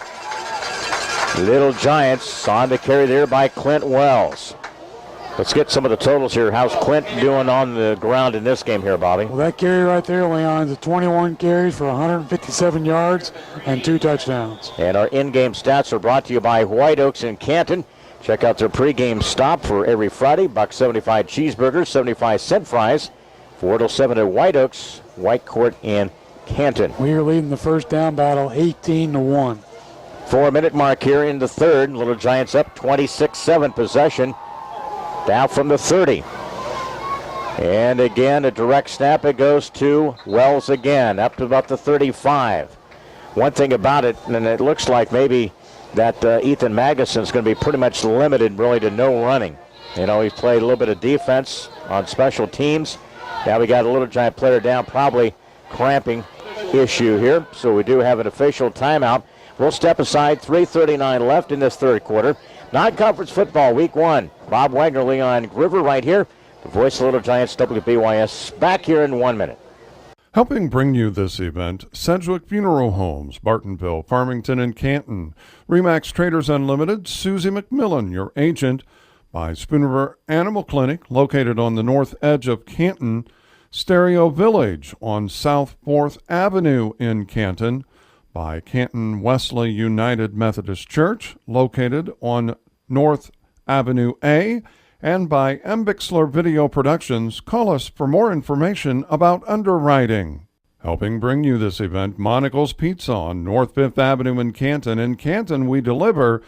The Bank of Farmington, located in Farmington and in Canton. By Canton Napa, located on North 1st Avenue in Canton. Big Horse Vineyard, located east of Lewistown. Canton Lambs of God Daycare and Preschool, located on North Avenue A in Canton. And by M. Bixler Video Productions. Want a DVD? Call us for more information. Have an issue with Clint. That means that Jake Smith will step in as the QB. And they will also slide in the other position there. Cameron Oatman on the right side. Single back, Jake Smith, the sophomore. Bad snap. Try to fall on it. And again, tried to sidestep and down all the way inside the 20 was Dylan Walton. And it's not been a good night for Dylan on a lot of different situations, although that was a pure bad snap there. not the position and the field where you want this to happen. That really backs us up here. And we try to get a little bit of a confidence builder, you know. He gave up a touchdown. We got one of those back. We're having a hard time keeping an offensive flow, that's for sure. Yep. It's 2 sets forward, 1 back. 3:01 left in the third. And again, now from the outside the 20-yard line. Trying to give Clint a little bit longer stretch here.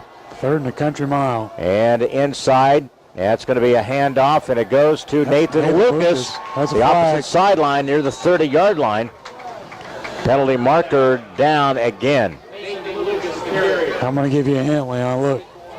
And a hold. You got substitution. You got Caleb Miller coming in. And going off is Blake Poston. Also Gabe Gossett out there. So trying to mix up some of the personnel here. Get a little bit of a break here in the stretch of the third quarter. Halftime was 20-0. Little Giants scored 3 times in that first half. Again, a hold against the Little Giants. And you got Jake Smith who will get the play call from Coach Cody Myers. Well, that hold Leon was on. Let me look real quick. Blake Poston. Okay. And you got to do your, one link really just kind of screws things up, doesn't it? It's not this way to kind of explain it, but that usually utilizes when you're doing a single wing or any kind of a offense here. Again, back to punt with the Little Giants, 4th down. Inside steps a quick release of the punt, pulls the trigger, and it rolls a friendly bounce by the Little Giants inside the 35. So good job there. And again, the Little Giants, a 3-and-out punt. We've had a couple of those tonight. So Charleston football here at the 2:17 mark of the third quarter. So this gives a little bit more time for Clint kind of recover. He was looking down a little bit down near Bob, on the sideline. They got screen down there where they can go back and watch video, previous plays. Defensively, they're looking at a lot of different tools and enhancing. That's pretty sweet. And that's part, again, of this video scoreboard, the ability to do that during the game. Technology. To analyze a lot of different situations. You see it like in the NFL. They have little tablets now inside. Handoff, and again, it was already down. The whistle hadn't blown. The ball come loose, but it was down. That was Littleford, Leon. Yep. He got ran over by about 6 kids. Tried to inside handoff. That's really the first time they really tried a run play in a while, isn't it? Yeah. Maybe since the early first half. Well, Higgins got a negative, but that was on a sack, too. Yeah, that's right. It was a sack by, again, Gage. 2-minute mark here. Back to pass. They flip it. This near side, a catch here by Brady. Nice open field tackle, though. Yep. Good job by the Little Giants. And a good stop there. And again, for the Little Giants, and again, Micah Barnhart. He's had a few of those tonight. Good job there by the sophomore.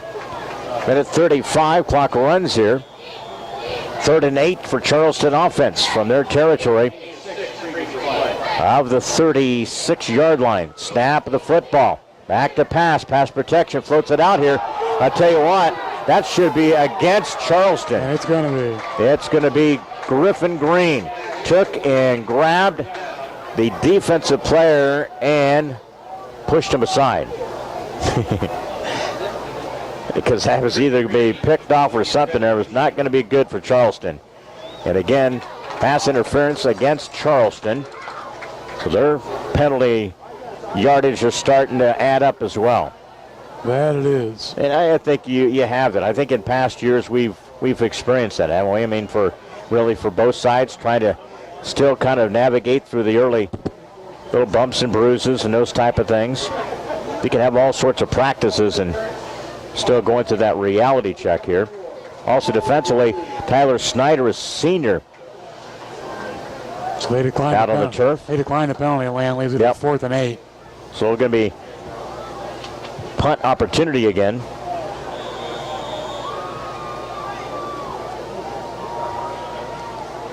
So on this 4th down. They'll be punting. Snap of the football, and Higgins will punt the ball. Near side.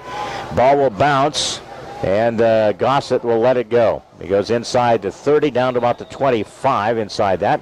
Gabe Gossett was one of those back for return, along with Drake Yerbick. Then Little Giants, and we'll see who will be the QB. Of course, after Clint Wells had a little bit of an issue there.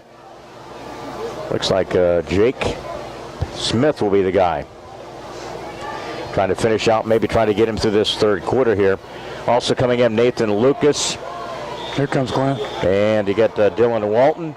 Clint jogs back out on the field. It's a good sign to see. So Little Giants, Jake Smith will go back to his blocking back.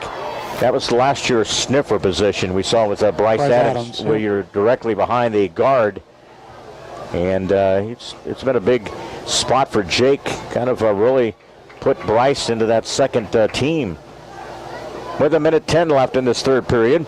Little Giants lead it 26-7. That's D-Wall. And again, a free snap of the football, and Walton carries. There's a late penalty marker. There goes multitude of markers fly.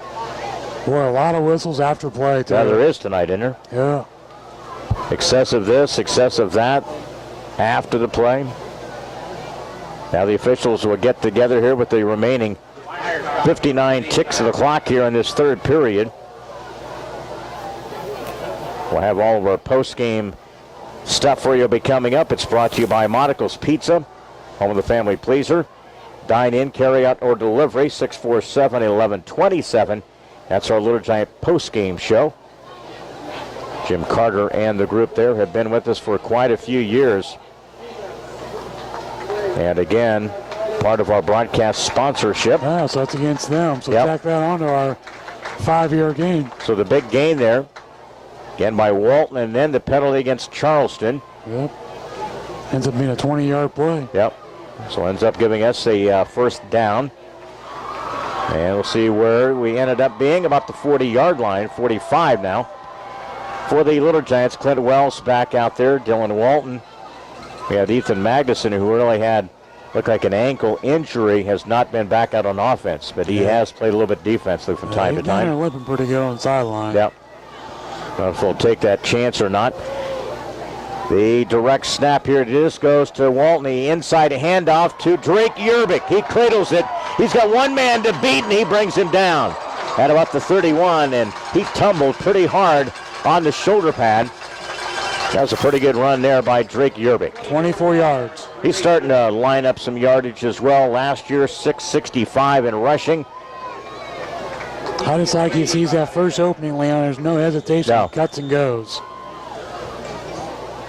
Puts his nose down and follows his little blocker there. And good job of the Little Giants of conversion. 34 seconds left here in this 3rd period. Got the blocking back in the wing to the right side and a receiver. Little collision there almost. Wells flipped it out. He's got a man open. He grabs it and catches it at the 10. On the reception, opposite side out there. And I believe that is the catch up there by Caleb Miller. Is that 1 or a 6? That's 6, isn't it? That's a 6. Jake Smith out there with the grab.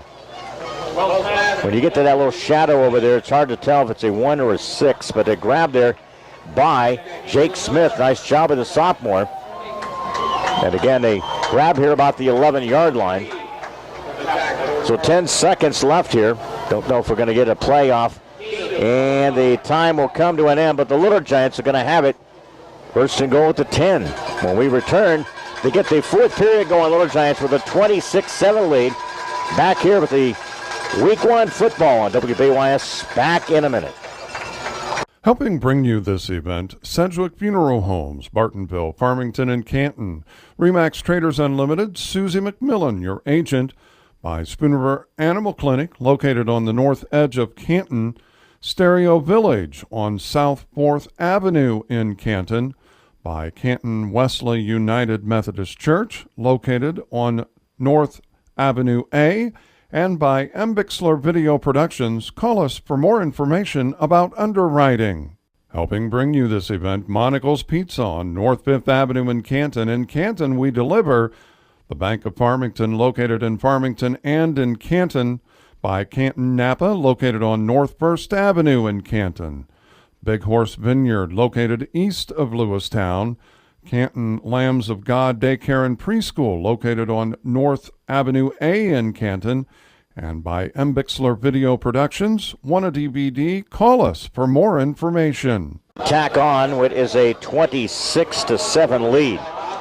And Clint Wells, and be first and goal at the 10. This is a huge score here in this pivotal part of this fourth quarter here. After you show that Charleston can hook up big play. Don't need to fumble in this part of the field. Again, the running here, D. Walton turns it to the near side, and he stays and he tippy toes. And I don't know if he got anything out of that. Bob, no matter. It's going to be a hold. It's going to be a hold, but again, there's going to be kind of no gain regardless of that kind of situation. Also want to extend our sympathies to the Murphy family. Lost Vicky today, mother of Jay Murphy, who was up here early. We have a chance to talk to him and their family. And again, our deepest sympathies to the Murphy and their extended family. Vicky was at every game for her grandkids for a number of years, and she will deeply be missed. She was always a visible part in a lot of sporting events. So she lost a tough battle today. Yeah. And I know going through that kind of situation, we always want more, but it's always best to kind of let them go. And it's not the easiest kind of things to see. It is not, that's for sure. First and a long 23 inside. That's going to be Drake Yerbick trying to cut it to the seam, and it gets down about the 20. Not much happening there on that play. And we try to power our way. Maybe, you just don't, in situations, because Cody's trying to feel his way through play clawing. And it's going to be a great curve and learning experience. You're a defensive guy, but again, it's a lot different on certain parts of the field, what to call, certain times of the game, what personnel. I mean, it's really a rhythm learning kind of situation. Yeah, the first thing is, where's the official going to drop the ball at? Short side, far side. Right. And you can dictate off of that. Hash marked at the far side, this possession here from the 20. Second down for the Little Giants. Second and long, and again, inside run. Still going down about the 16 on the carry by the Little Giants there. On the spin move there. That was Clint Wells with the carry. Dropped his towel. He'll pick that back up. Went the little cramping of the leg. We're at the 38 mark here. 166 yards rushing for Clint Wells. And we'll see what the play here. Little Giants will sub. They'll bring in Caleb Miller this time. Also Dylan Walton. Off will come Evan Otto.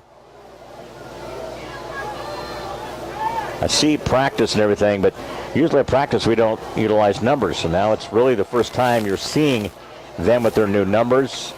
Kind of getting used to that. Out of that direct snap here, Wells rolls out. He feels it, floats it out here, grabbing, and it's going to be intercepted at the 1. Intercepted with 10 minutes left in the game. Interception thrown out there, ill-advised one, and picked off by Keegan Brady. That's a tough one there. Little Giants gambled, tried to throw in coverage out there. There was too many of the defenders out there. So an interception thrown. We've had, 2 fumbles and an interception? Yes. And they've had 1 interception to this point here. So still with the score 26. Again, at this point, 26-7. Big turnover for Charleston here. Trying to breathe life back into this game here with 10 minutes. That guy was clear.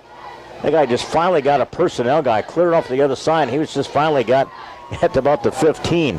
Low snap. Higgins loads up, and it goes. Do they call it a completion? They did. You did. Threw a flag, too. I don't know what he's calling on that one. It could be like the illegal participation because they had the guy late coming onto the field, but I don't know with the personnel-wise. A false start. Yep, false start against Charleston. So again, key thing here is keep that clock running. Little Giants with a 26-7 lead. Macomb with their new head coach will be here next week. And then Washington in week 3. We have 3 road games, Bob. I can't, our number of years together, I can't remember ever having such a friendly schedule for you and I. I mean, really for only 3 road trips. And it's amazing because we usually have to make some late night ones. Yeah, on the other hand, Metamora, they only have 3 home games. Yeah. 9:51, and there's a problem with that? How? That's not a problem. For them, maybe. Snap. Higgins flips it out here, and it goes incomplete. We're playing off, and, just kind of daring to throw the short passes, just really kind of just underneath routes. Incomplete to Keegan Brady. That stops the clock, but 9:42, second down. Nice piece about the sideline crew over there in the Peoria Journal-Star there with Pasley and Nuttall and the guys over there, Franzoni. They do a tremendous job. Rolls out. Here comes the pressure. He feels it, throws it out here, and almost picked off, but a grab off the far side over there, and a catch there by Griffin Green. But did he stay in bounds? No. So an incomplete. A lot of folks out there defensively threw it over there, and it was incomplete, so it'll be third down and 15. Little Giants have given up the one big play, so you got to really be pleased. Really a good effort tonight by this defense. They make some good tackles and those type of things. You can see him calling here. Low snap. Flips it out here. Could be picked off. Nope, bounces before it got to Caleb Miller. He goes incomplete. They got the pressure in on Higgins. Good job there. The tandem. Bryce Adams, Gage Miller. Those guys are always gnawing at each other, man. It's always, they've known each other since grade school. It's really, this is one of my favorite really groups. I know that you say this kind of every year, but Evan Otto is a kid who we've known since he was in grade school. Gage Miller we've known. Most of this group you've known for a number of years. So we got a roughing the passer penalty, which is a 15-yarder and a first down. I see a lot of late calls in this game. It wasn't even nothing thrown until later. So a penalty again, roughing the passer. Keeps this field position alive for Charleston. Low snap, takes it off the turf, whips the pass and a catch. This near side, nice stiff arm. Dayton Black with the catch over here. And I tell you what, we have given them some gifts of some penalties after the play were over, haven't we? Yeah, we've had several of those in this game tonight. We've let them extend drives quite a bit. Yep. Got a final here, Vic. You got that one, South Fulton. That's the final. South Fulton 20, Havana 7. That's our first final of the night tonight. 8:58 of the fourth quarter. Back to pass. Here comes the pressure. And again, it's incomplete. It was a good time that time. If you really watched the follow-through of the 3 young men who rushed the quarterback, and they held up. Once they got to his pressure right in front of him, they backed off. And that's what you got to be able to do. Yeah, I agree, Leon. Good job that time, the Little Giants linebackers. 8:51 now. And it'll be third down. 7th play of the drive. This is their longest drive of the game. They need to get about 4 yards here. Snap of the football, flips the pass, and a catch. Looks like at the first down that'll extend it. On the grab there by McDonald. McDonald, number 25, the senior, out of the fullback position, made the grab there. Now they're throwing those little dinky type of things now, Bob, and we're not going to give up. We're going to give up those 5, 6, 7 yards. We're not going to give up anything beyond that point, and that's what they wanted to do the entire game, but the defensive pressure has eliminated that for the most part. So 1st and 10 for Charleston here. 8:34 the game. 26-7. Canton leads. Inside handoff and down about the 38. Another flag. Oh, and you see, that's just plain. Again, you just got to have a better sense of what you're doing out there, Garrett Petty, and he runs off the sideline here, and he just knows that he just pulled something really stupid. You just cannot do those type of things that extends their play and drives. And again, another personal foul. How many times, Bob, in this game we have seen that? It was against Charleston, though. That's the main thing. That call's against them. Yeah. But again, it could have been the opposite. So you see, mad at himself. Yeah. Because I think he had the man stop there, and then so it's going to be now first down and about 15 now. Albeit more than that. First and 25. Yeah, 25. First and 25 now. He's got it all the way up to about the 48 here in Charleston territory. 8:17. Higgins flips the pass. Almost had an angle. Took the wrong angle. Had a chance to pick it off. Makes the catch to the opposite side. Reception out there was by Griffin Green. You know, again that corner on the opposite side took the wrong angle, Bob. He did. I mean, he had an opportunity to cut and make the interception there. So big chunk of yardage there. Extends it here now. Third and short yardage now for Charleston. 20-yard gain. 3rd and 6.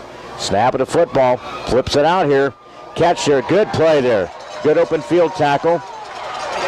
Dave Gossett. Again, they're going to try to extend any kind of play here. You have Cam McDonald. And it's going to get chippy. He's got to play through. You know? You just got to take it. If they're going to punch and they're going to do some things, you can't retaliate. You can't get mixed up in that. Again, it's going to be 4th down. And a punting formation. And that was a nice open field tackle by Gabe on that play. That was a really terrific play.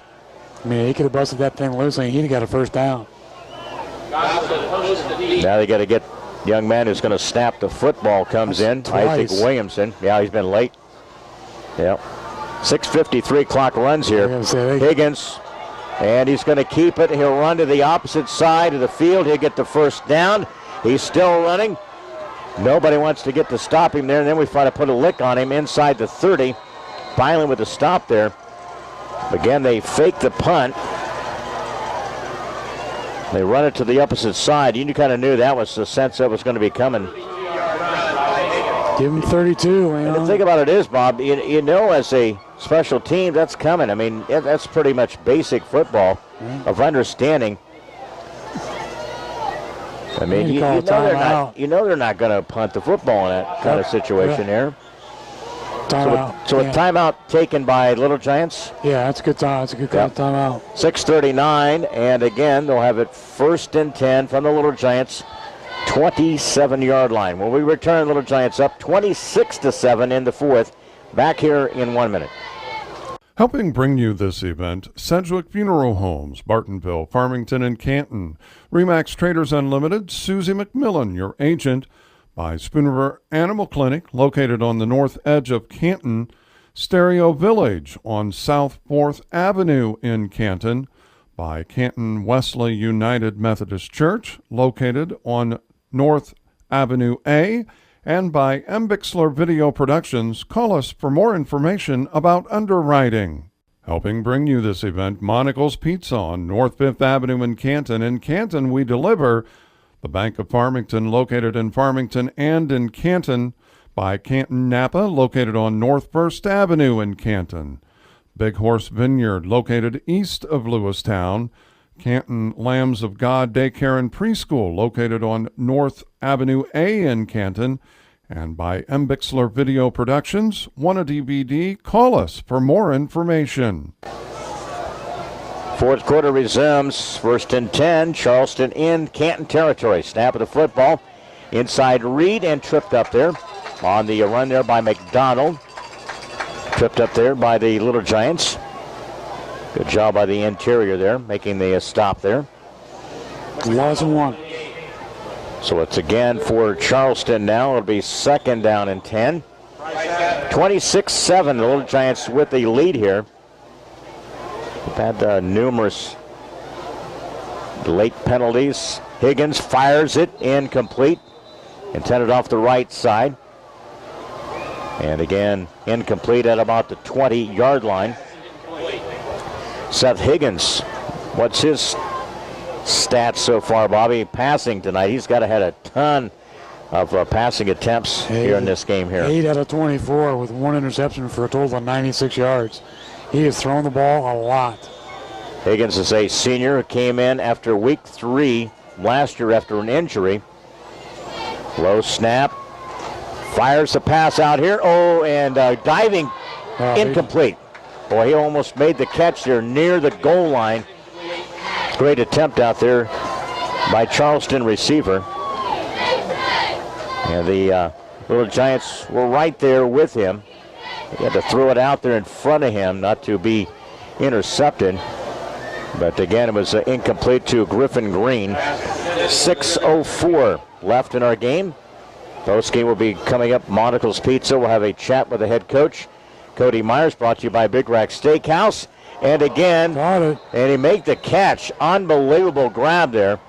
And it was a grab there by Dayton Simpson. And I mean, he took a pretty good lick there, down at about the 5 on the completion. Under 6 minutes here. They're driving into Canton territory. Down in this one, 26-7. Little Giants will try to dig in here. Single receiver, it's 2 receivers now to this near side, 2 by 2, single back. Out of the gun. Higgins looks for the slant, and it goes incomplete. Almost Nathan Lucas ended out of his hands. Had the coverage of that slant read pretty well that time. It goes incomplete with 5:46 left here. Little last kind of a little hurrah here for Charleston. 16th play of the drive. Run some big time here. Inside the handoff, it goes to Littleford, and he dives. Got a couple of yards out of it. That's Reed Littleford, the senior. And the clock here continues to run at 5:32. They will sub. They'll bring Cam McDonald back in. He'll be the single back along with Higgins. Receiver to this near side, that is Dayton Black. So 3rd and 6. Inside handoff. Good job by the Little Giants. I'm at a loss here. Yep. Good job interior that time. Nathan Petty, the senior, with the stop there. So McDonald, negative yard that time. 4th and goal. What's the play call? Yep. 4th and goal here. Inside the 5. Again, a Little Giants again jump. That was Micah Barnhart off this right side defensive end. And the encroachment against the Little Giants D with 4:51. You do those drills, they still use the stick with the football. They do a variety of things, and that's kind of one of the no-nos, man. You have to do some up downs. You do some lot of things if you get a few of those in practice sessions. Now again, that'll be 4th and goal from the 2. Snap of the football inside, gets away, run. It's a touchdown. That's timed by Dayton Simpson. Simpson again with the 2-yard run. So again, Dayton Simpson, a 2-yard run, gets their 2nd score of this half. Cuts it to a 26-13 advantage. Opportunity here for the PAT will be coming up. Higgins will try that.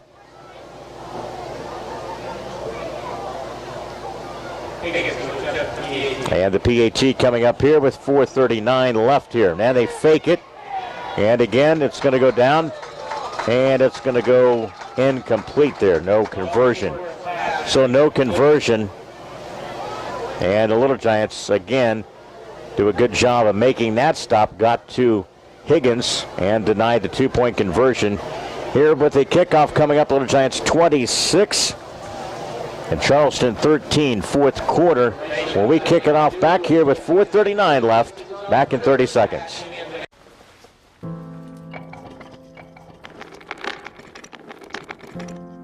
Maybe he's really focused. Hey, Michael. Michael. Maybe he likes spinning the wheels. Maybe he just loves trucks. Maybe he's just being a boy.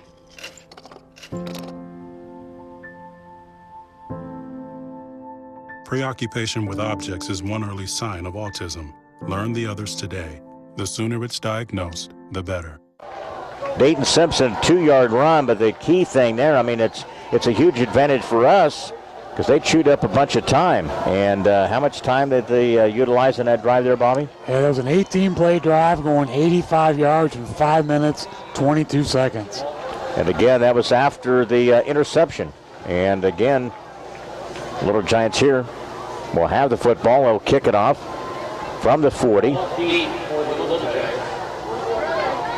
And it's one of those things you have one man inside the 25, knowing that they may try an onside kind of kick here. It looks like it's an angle that he wants to try it. They're bunched like that. And they do it. And again, they're offside. Offside. They had like 4 guys offside on that play. I'd make them redo it. So again, that stops the play here. The time goes off the clock, and again, offside against Charleston's kickoff team. Well, we recovered it. We don't have to accept it, do we? No, we don't. Well, I guess so. But they it's dead ball. Yeah, it's a dead ball kind of situation there, so they'll back it up to the 35. Well, they will cook it off. Postgame will be coming up. There's still a few minutes of that. Brought to you by Monocle's Pizza, home of the family pleaser. We'll have our coaches postgame interview brought to you by Big Rack Steakhouse. We'll have the game-changing player performance brought to you by Advanced Rehab Sports Medicine. And we'll also have the game stats brought to you by White Oaks in Canton. All that for you coming up on the post-game show. They try it again, bounces high, and it looked like Canton fell on it, and then another man toppled over him. And again, Canton will have it from midfield. So Little Giants will again do a good job of protecting on that onside kick attempt. And the Little Giants offense back out on the field. See who else we got out there. Try to pick out some names. I think we got coming out. Zach Schubert's out there, number 50. Little Giants are trying to get some other names to mention. Nathan Petty out there again as well, of course, the center. Also offensively got Blake Poston, Nathan Lucas. Dylan Walton is the single back offset from Clint Wells. Out of the direct snap to Walton. He bells his way through traffic. Good job and run there. Lowered ahead. I'd like to see Dylan do a little bit more of that because I can bust something open later on the outside. Keep those feet moving. Good job there, up to about the 46-yard line. On a carry by Dilton Walton. You have Jake Smith will come to the near sideline. He'll bring the next play back in. The clock runs here with 4:10 left. That's the key, on the clock runs. Yep. 26-13 our game here tonight. Little Giants home next week against the Macomb Bombers. A renewed rivalry we started last year after a few years of hiatus. And they run, there's a shovel pass. Shovel pass, and it goes. That's still Clint. Yep, it is, isn't it? Yep, Clint still got it. Yep. Looked like he kind of flipped the thing out there, and then you saw Clint be the guy who run the football. Also, Drake Yerbick comes to the sideline here. He'll bring a play in. Maybe he's going to get a break. He'll have Evan Otto come in. And now we got to get another man off the field. That's Blake Poston. So substitutions here in this fourth quarter stretch here of a 3:19. So it's a third down and a couple of yards. Inside the carry again, it goes. That's D. Walton again. That's how you do it, just like that. Yep. He's going to get to a learning curve. I've seen a couple of good moves for him tonight. Mossville was a temper once, but again, those are things in the game of in the battle. Well, and with Dylan so far in the running game, he's gained a couple, he loses 10. Mm-hmm. Gains 5, loses 11. Really up and down as far as the yardage goes. But with experience, that's going to change. Yeah, we'll know that barometer here in a couple of weeks. That quickness, you can't teach speed, and he's got a lot of it. 1st and 10 now. Little Giants offense in Charleston territory. Inside the 40. Inside the direct snap, it goes to Wells. He tries to break out of that pile. He continues to push it. And it gets inside the 30, down to about, see where they're going to end up putting that down. I can't see where the 28. Forward. Gain of 9, Leon. Down about the 28. That's where they'll put it. With 2:18, valuable time. Great crowd on hand tonight, and again, all the hard work took place getting the video scoreboard in place here. That was dedicated on the alumni game here. Great job of keeping the upgrade of the facility here. New paint job of the bleachers. Lots of stuff here on the turf of the field here. Everybody did a great job here. A minute 55. Inside, there goes a handoff. And it's still up about the 25. And again, Drake, I do believe. Yep. That was a handoff from Dylan and Walton. And so the Little Giants here just trying to continue to push the pile here. Tried to run the timeout with a minute 45. Little Giants got out to the 20-0 lead at halftime. 3 scores right out of the gate. The opening drive set the tone for tonight's game. 9-play drive. We also added a touchdown by Clint Wells and then a Drake Yerbick touchdown. 1st and 10, Little Giants offense. Out of the gun again, a spin. And it goes this time to Dylan and Walton. He needs to cut it back. There you go. See, he just got to cut it where the numbers are. You know, when you're in that particular part of the run game, you don't want to run to the sideline. You want to run to the numbers. You want to run to the hash mark. You want to run. You got to find that marker. You know what you're talking about, that thing that you're kind of shooting for. And he still hasn't quite learned that aspect of it again. You know, you can have Usain Bolton kind of, speed. It ain't going to do you no good. You don't want to run away from defenders. You want to run by them. Yeah. 41 seconds here, Little Giants offense. The last play of the game here, Leon. Yep, from about the 21-yard line. Snap of the football coming up here. We'll run the play clock all the way down inside of 5. There you go. You got to wait till you get down to about the 1. Direct snap, it goes to Dylan and Walton, and he lunges to about the 16. 17 seconds, and Charleston won't stop the clock. And the Little Giants, who got out to the early lead on the opening drive, they led at halftime 20-0. And the debut tonight of first-year head coach Cody Myers with the W gets things rolling here in 2017. By the final score, 26-13. We'll recap all of it on the post-game show. It's brought to you by Monticle's Pizza, home of the family pleaser. The perfect post-game stop at 135 North 5th in Canton. The congratulatories. We had a late injury, Evan Otto, being helped off the field here. Bobby to our near side. Look like an ankle or something here, and that's not good. And I don't know what happened at the end of that play. Again, he's being helped off the field to this near sideline. We'll try to get an update as we go along. But the congratulatories at midfield between these two teams, Charleston and the Canton Little Giants, and a victory on opening night, 26-13. We'll wrap it up. We'll get to our post-game show. We'll take a quick timeout. It's brought to you by Monticle's Pizza. Back here to Memorial Stadium on a Friday night, Week 1. Back here in 2 minutes. Helping bring you this event, Sedgwick Funeral Homes, Bartonville, Farmington, and Canton. Remax Traders Unlimited, Susie McMillan, your agent. By Spoon River Animal Clinic, located on the north edge of Canton. Stereo Village on South 4th Avenue in Canton. By Canton Wesley United Methodist Church, located on North Avenue A. And by M. Bixler Video Productions. Call us for more information about underwriting.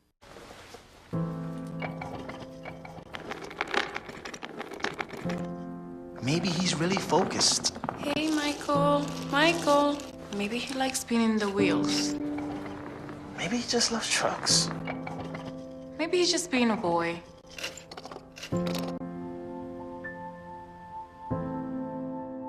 Preoccupation with objects is one early sign of autism. Learn the others today. The sooner it's diagnosed, the better. Helping bring you this event, Monocle's Pizza on North 5th Avenue in Canton. In Canton, we deliver. The Bank of Farmington, located in Farmington and in Canton. By Canton Napa, located on North 1st Avenue in Canton. Big Horse Vineyard, located east of Lewistown. Canton Lambs of God Daycare and Preschool, located on North Avenue A in Canton. And by M. Bixler Video Productions. Want a DVD? Call us for more information. Michael Adams? Here. Michael Adams? Here. Michael Adams.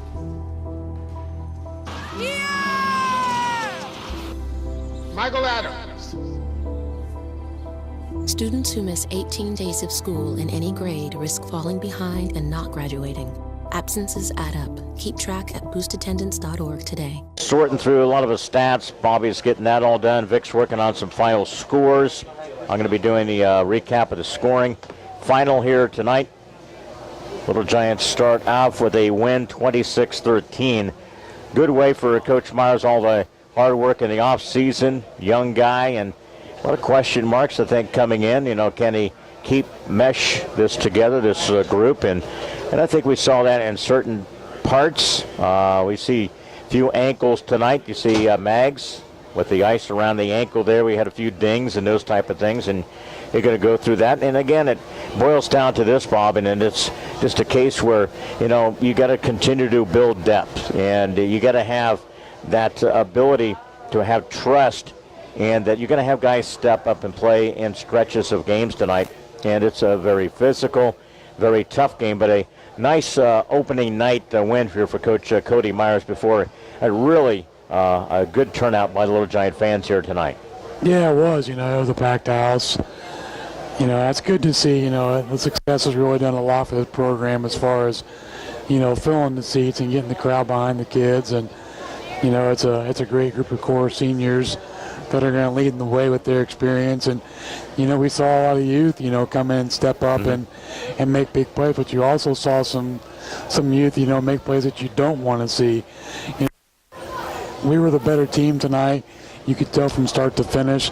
So, you know, I was really confident, you know, in the fact that we were going to win the game. But plays like that you can't make against the Washingtons, the Metamoras, the Dunlaps, the Peakins, anybody in the Mid-Illini Conference. Final one, this one, 26-13. Hails, our scoring drives were handled tonight, brought to you by Ray Rickenall, Walter Brown at 48 West Locust in Canton. Call Ray or Walter at 647-6180.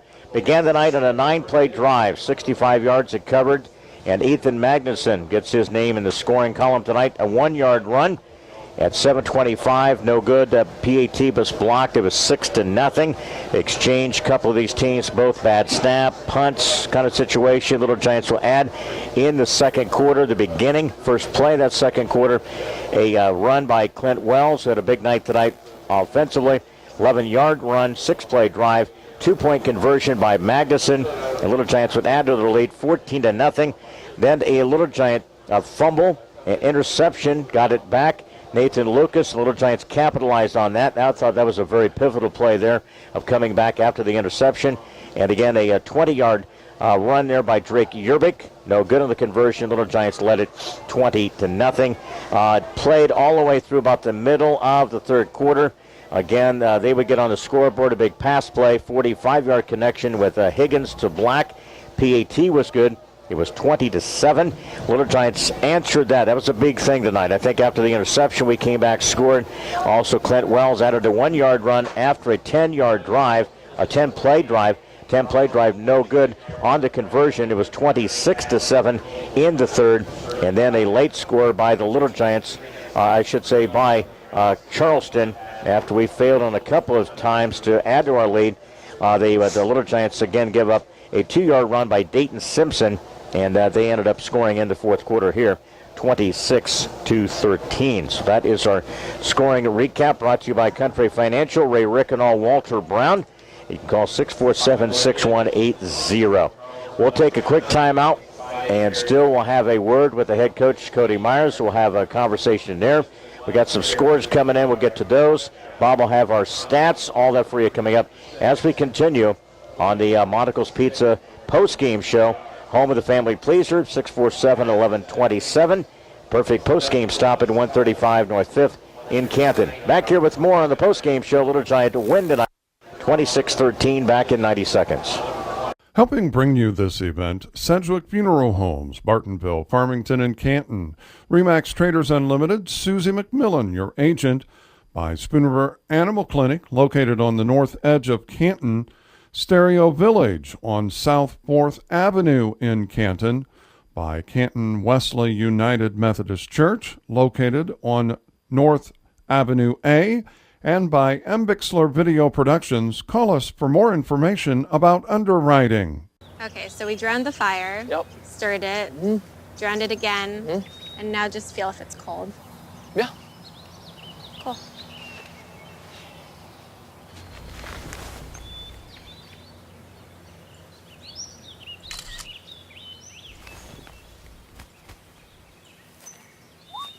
Smokey just gave me a bear hug. I know. Already posted it. Helping bring you this event, Monticle's Pizza on North 5th Avenue in Canton. In Canton, we deliver the Bank of Farmington, located in Farmington and in Canton. By Canton Napa, located on North 1st Avenue in Canton. Big Horse Vineyard, located east of Lewistown. Canton Lambs of God Daycare and Preschool, located on North Avenue A in Canton. And by M. Bixler Video Productions. Want a DVD? Call us for more information. Back here again as our post-game show continues, brought to you by Monticle's Pizza. Up next are in-game stats. They're brought to you by White Oaks in Canton. You can check out White Oaks, their pregame stop every Friday for $1.75 cheeseburgers, 75-cent fries, 4 till 7. White Oaks on White Court in Canton. Bobby, do the honors. We've still got some scores to get to and a couple other things. The game next week at Macomb. Lincoln beat Macomb tonight 7-6 in a very low-scoring game against a couple of really, in the early going here, probably not going to be considered a really one of the favorite teams in the area. Struggle in the season for both is probably the operative word. Okay, Leon, here we go. For the Charleston Trojans rushing, Seth Higgins, 6 carries for 6 yards. Cam McDonald had 5 carries for a -1 yard. Reed Littleford had 5 carries for 1 yard. Dayton Simpson had 1 carry for 2 yards. Made it count. It was for a touchdown. Rushing totals for Charleston, they had 17 carries for 8 yards, 1 touchdown. Passing for the Trojans, Seth Higgins, 27 attempts, 9 completions. 1 of those intercepted for 118 yards and 1 touchdown. Receiving for Charleston, Griffin Green, 1 catch, 20 yards. Cam McDonald, 3 catches, 14. Dayton Black, he had 3 catches, 56 yards. 1 of those is for a touchdown. Keegan Brady had 1 catch for 6 yards, and Dayton Simpson, 1 catch for 22. Receiving totals, 9 catches, 118 yards, 1 touchdown. Total offense for Charleston, they had 8 yards rushing, 118 yards passing, for a total of 126 yards. Time of possession, 16 minutes, 1 second. For the Canton Little Giants, rushing, Jake Smith had 1 carry, -3 yards. Drake Yerbick, 10 carries, 88 yards, 1 touchdown. Nathan Lucas, 1 carry, 6 yards. Clint Wells, 25 carries, 179 yards, 2 touchdowns. Dylan Walton, 19 carries, 48 yards. And Ethan Magnuson, 5 carries, 36 yards, 1 touchdown. Rushing totals, 61 carries, 354 yards, 4 touchdowns. Passing for the Little Giants, Clint Wells, 9 attempts, 5 completions, 1 interception, 66 yards and no touchdowns. Receiving, Nathan Lucas, 1 catch for 8 yards. Jake Smith, 2 catches for 24. Blake Boson, 1 catch for 24. And Drake Yerbick, 1 catch for 10. Receiving totals, 5 catches, 66 yards, no touchdowns. Total offense for Canton, 354 yards rushing, 66 yards passing, for a total of 420 yards. Time of possession, 31 minutes and 53 seconds. Yeah, that's the That's numbers. a lot. That's the numbers you kind of like to see. It is. Dominating. And they had the one drive, tail end of the game, really about the only time that they had the football and kept it and maintained any kind of drive during that particular time of the game. That is your game stats. Are brought to you by White Oaks in Canton. And check out White Oaks, your pregame stop every Friday for $1.75 cheeseburgers, 75-cent fries. And again, it's White Oaks on White Court in Canton. Got a few final scores. We'll get to a few of those. Those are brought to you by the Clayburgh Fulton County Nursing and Rehabilitation Center in Cuba. Let the rehabilitation therapy team at the Clayburgh get you back home. Call 785-5012. As we mentioned, next week opponent Macomb loses tonight to Lincoln 7-6. Elsewhere tonight, it was Rock Island Almond being Peoria Notre Dame 23-6. End of the third, it is Normal West 49, Peoria High 26. That is at the end of three. Area scores tonight. It was Farmington to win at home tonight, 42-21 over Mercer County. Princeville over Lewistown, 49-9. Final tonight, South Fulton over Havana, 20-7. Elmwood Brimfield 36, Stark County 12. Anawanna Weathersfield 14, Knoxville 6. A final tonight, North Fulton beat Biggsville West Central tonight, 31-20. Lanai West 46, United 22. Abington Avon over Mid-County 26-14. Late in the game, Dunlap leads Galesburg 36-6. Mount Zion shuts out Limestone 47-0. Streeter 27, East Peoria 6. 5 minutes left in the game. Morton 34, Columbia 34. That game late in the game tonight. Pekin, a win over Oak Forest 42-6. Washington over over Mohammed 41-0. And Elgin St. Edward leads with 9 minutes left in the game. Lead Metamora 38-19. So those are some of the games. And of course, our final here tonight, 26-13, the Little Giants against Charleston. Up next is the post-game interview brought to you by Big Rack Steakhouse, North Main and Canton. Enjoy your quick lunch at the Soup and Salad Bar every day. Big Rack Steakhouse in Canton.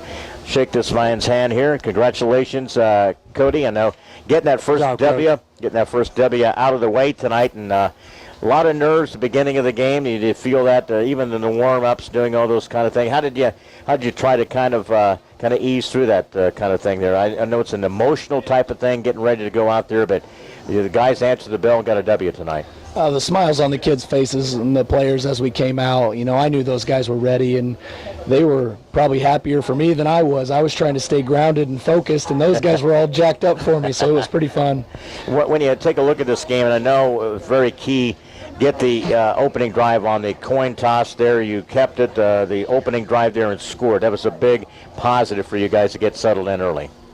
It's always nice to come out, and especially in our ground and pound offense, come out and really drive on somebody, take some time off the clock, wear them down a little bit, and see what they've got. And I knew our guys would be ready to go, be in a home game, and especially after last season. So it was fun to come out and score on that first drive like that. You had an early, you had up a couple of touchdowns, and then turned the ball over, and then you guys answered with a score. That was huge. I thought that was a huge swing at the tail end there after Nathan Lucas picked the ball off, and then you guys scored late in the game on a run there by Drake.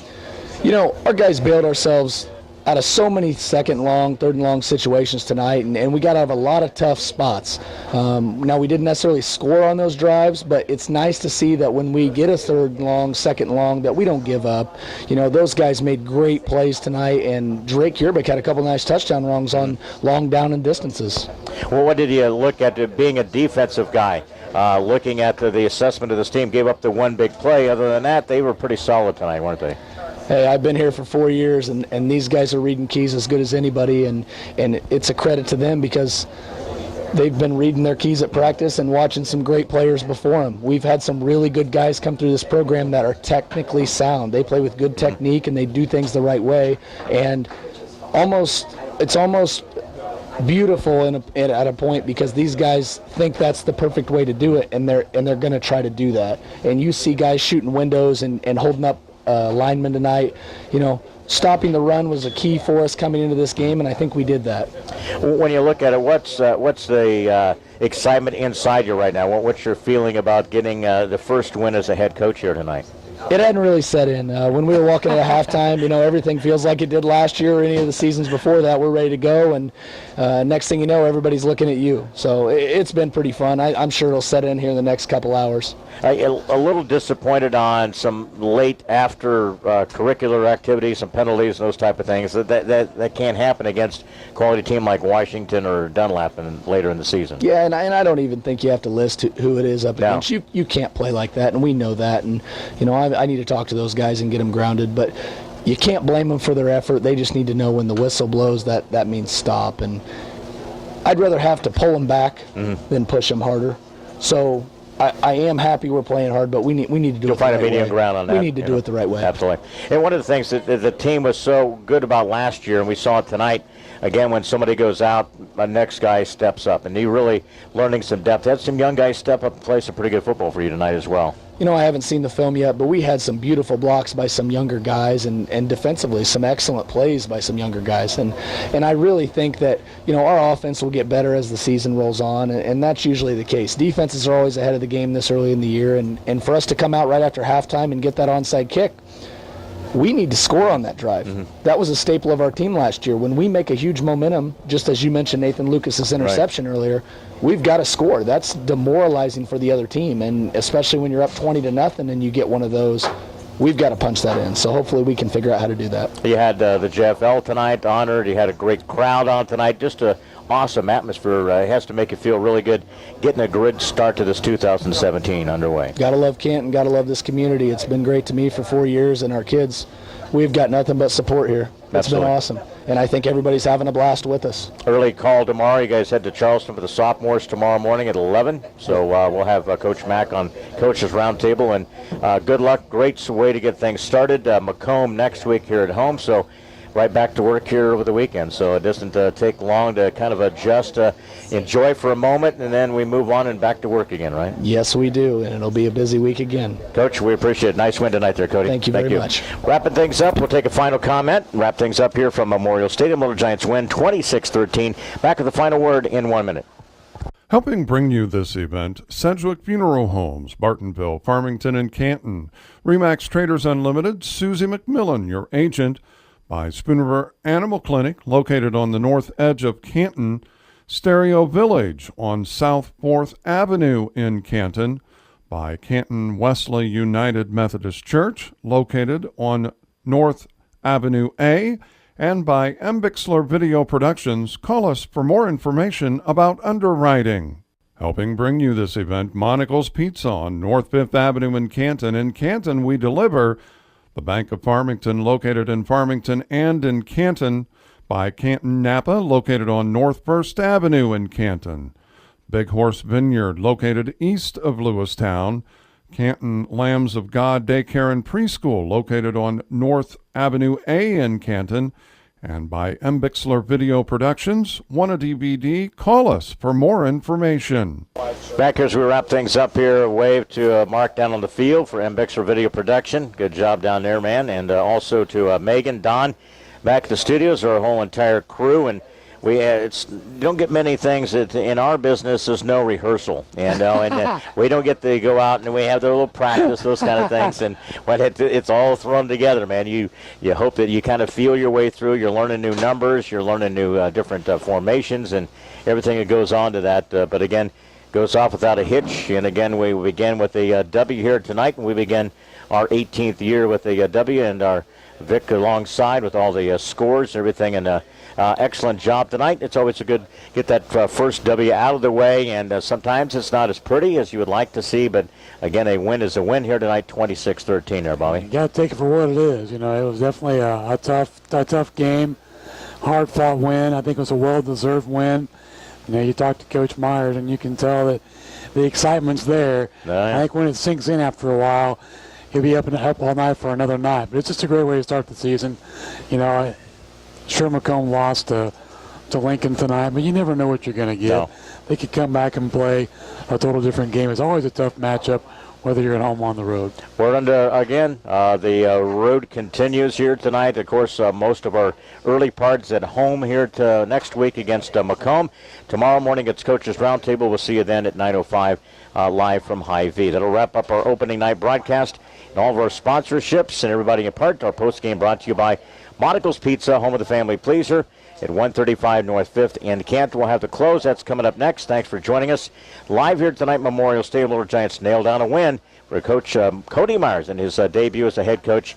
Little Giants win at 26-13 for Bob. I'm Leon. So long tonight from Memorial Stadium.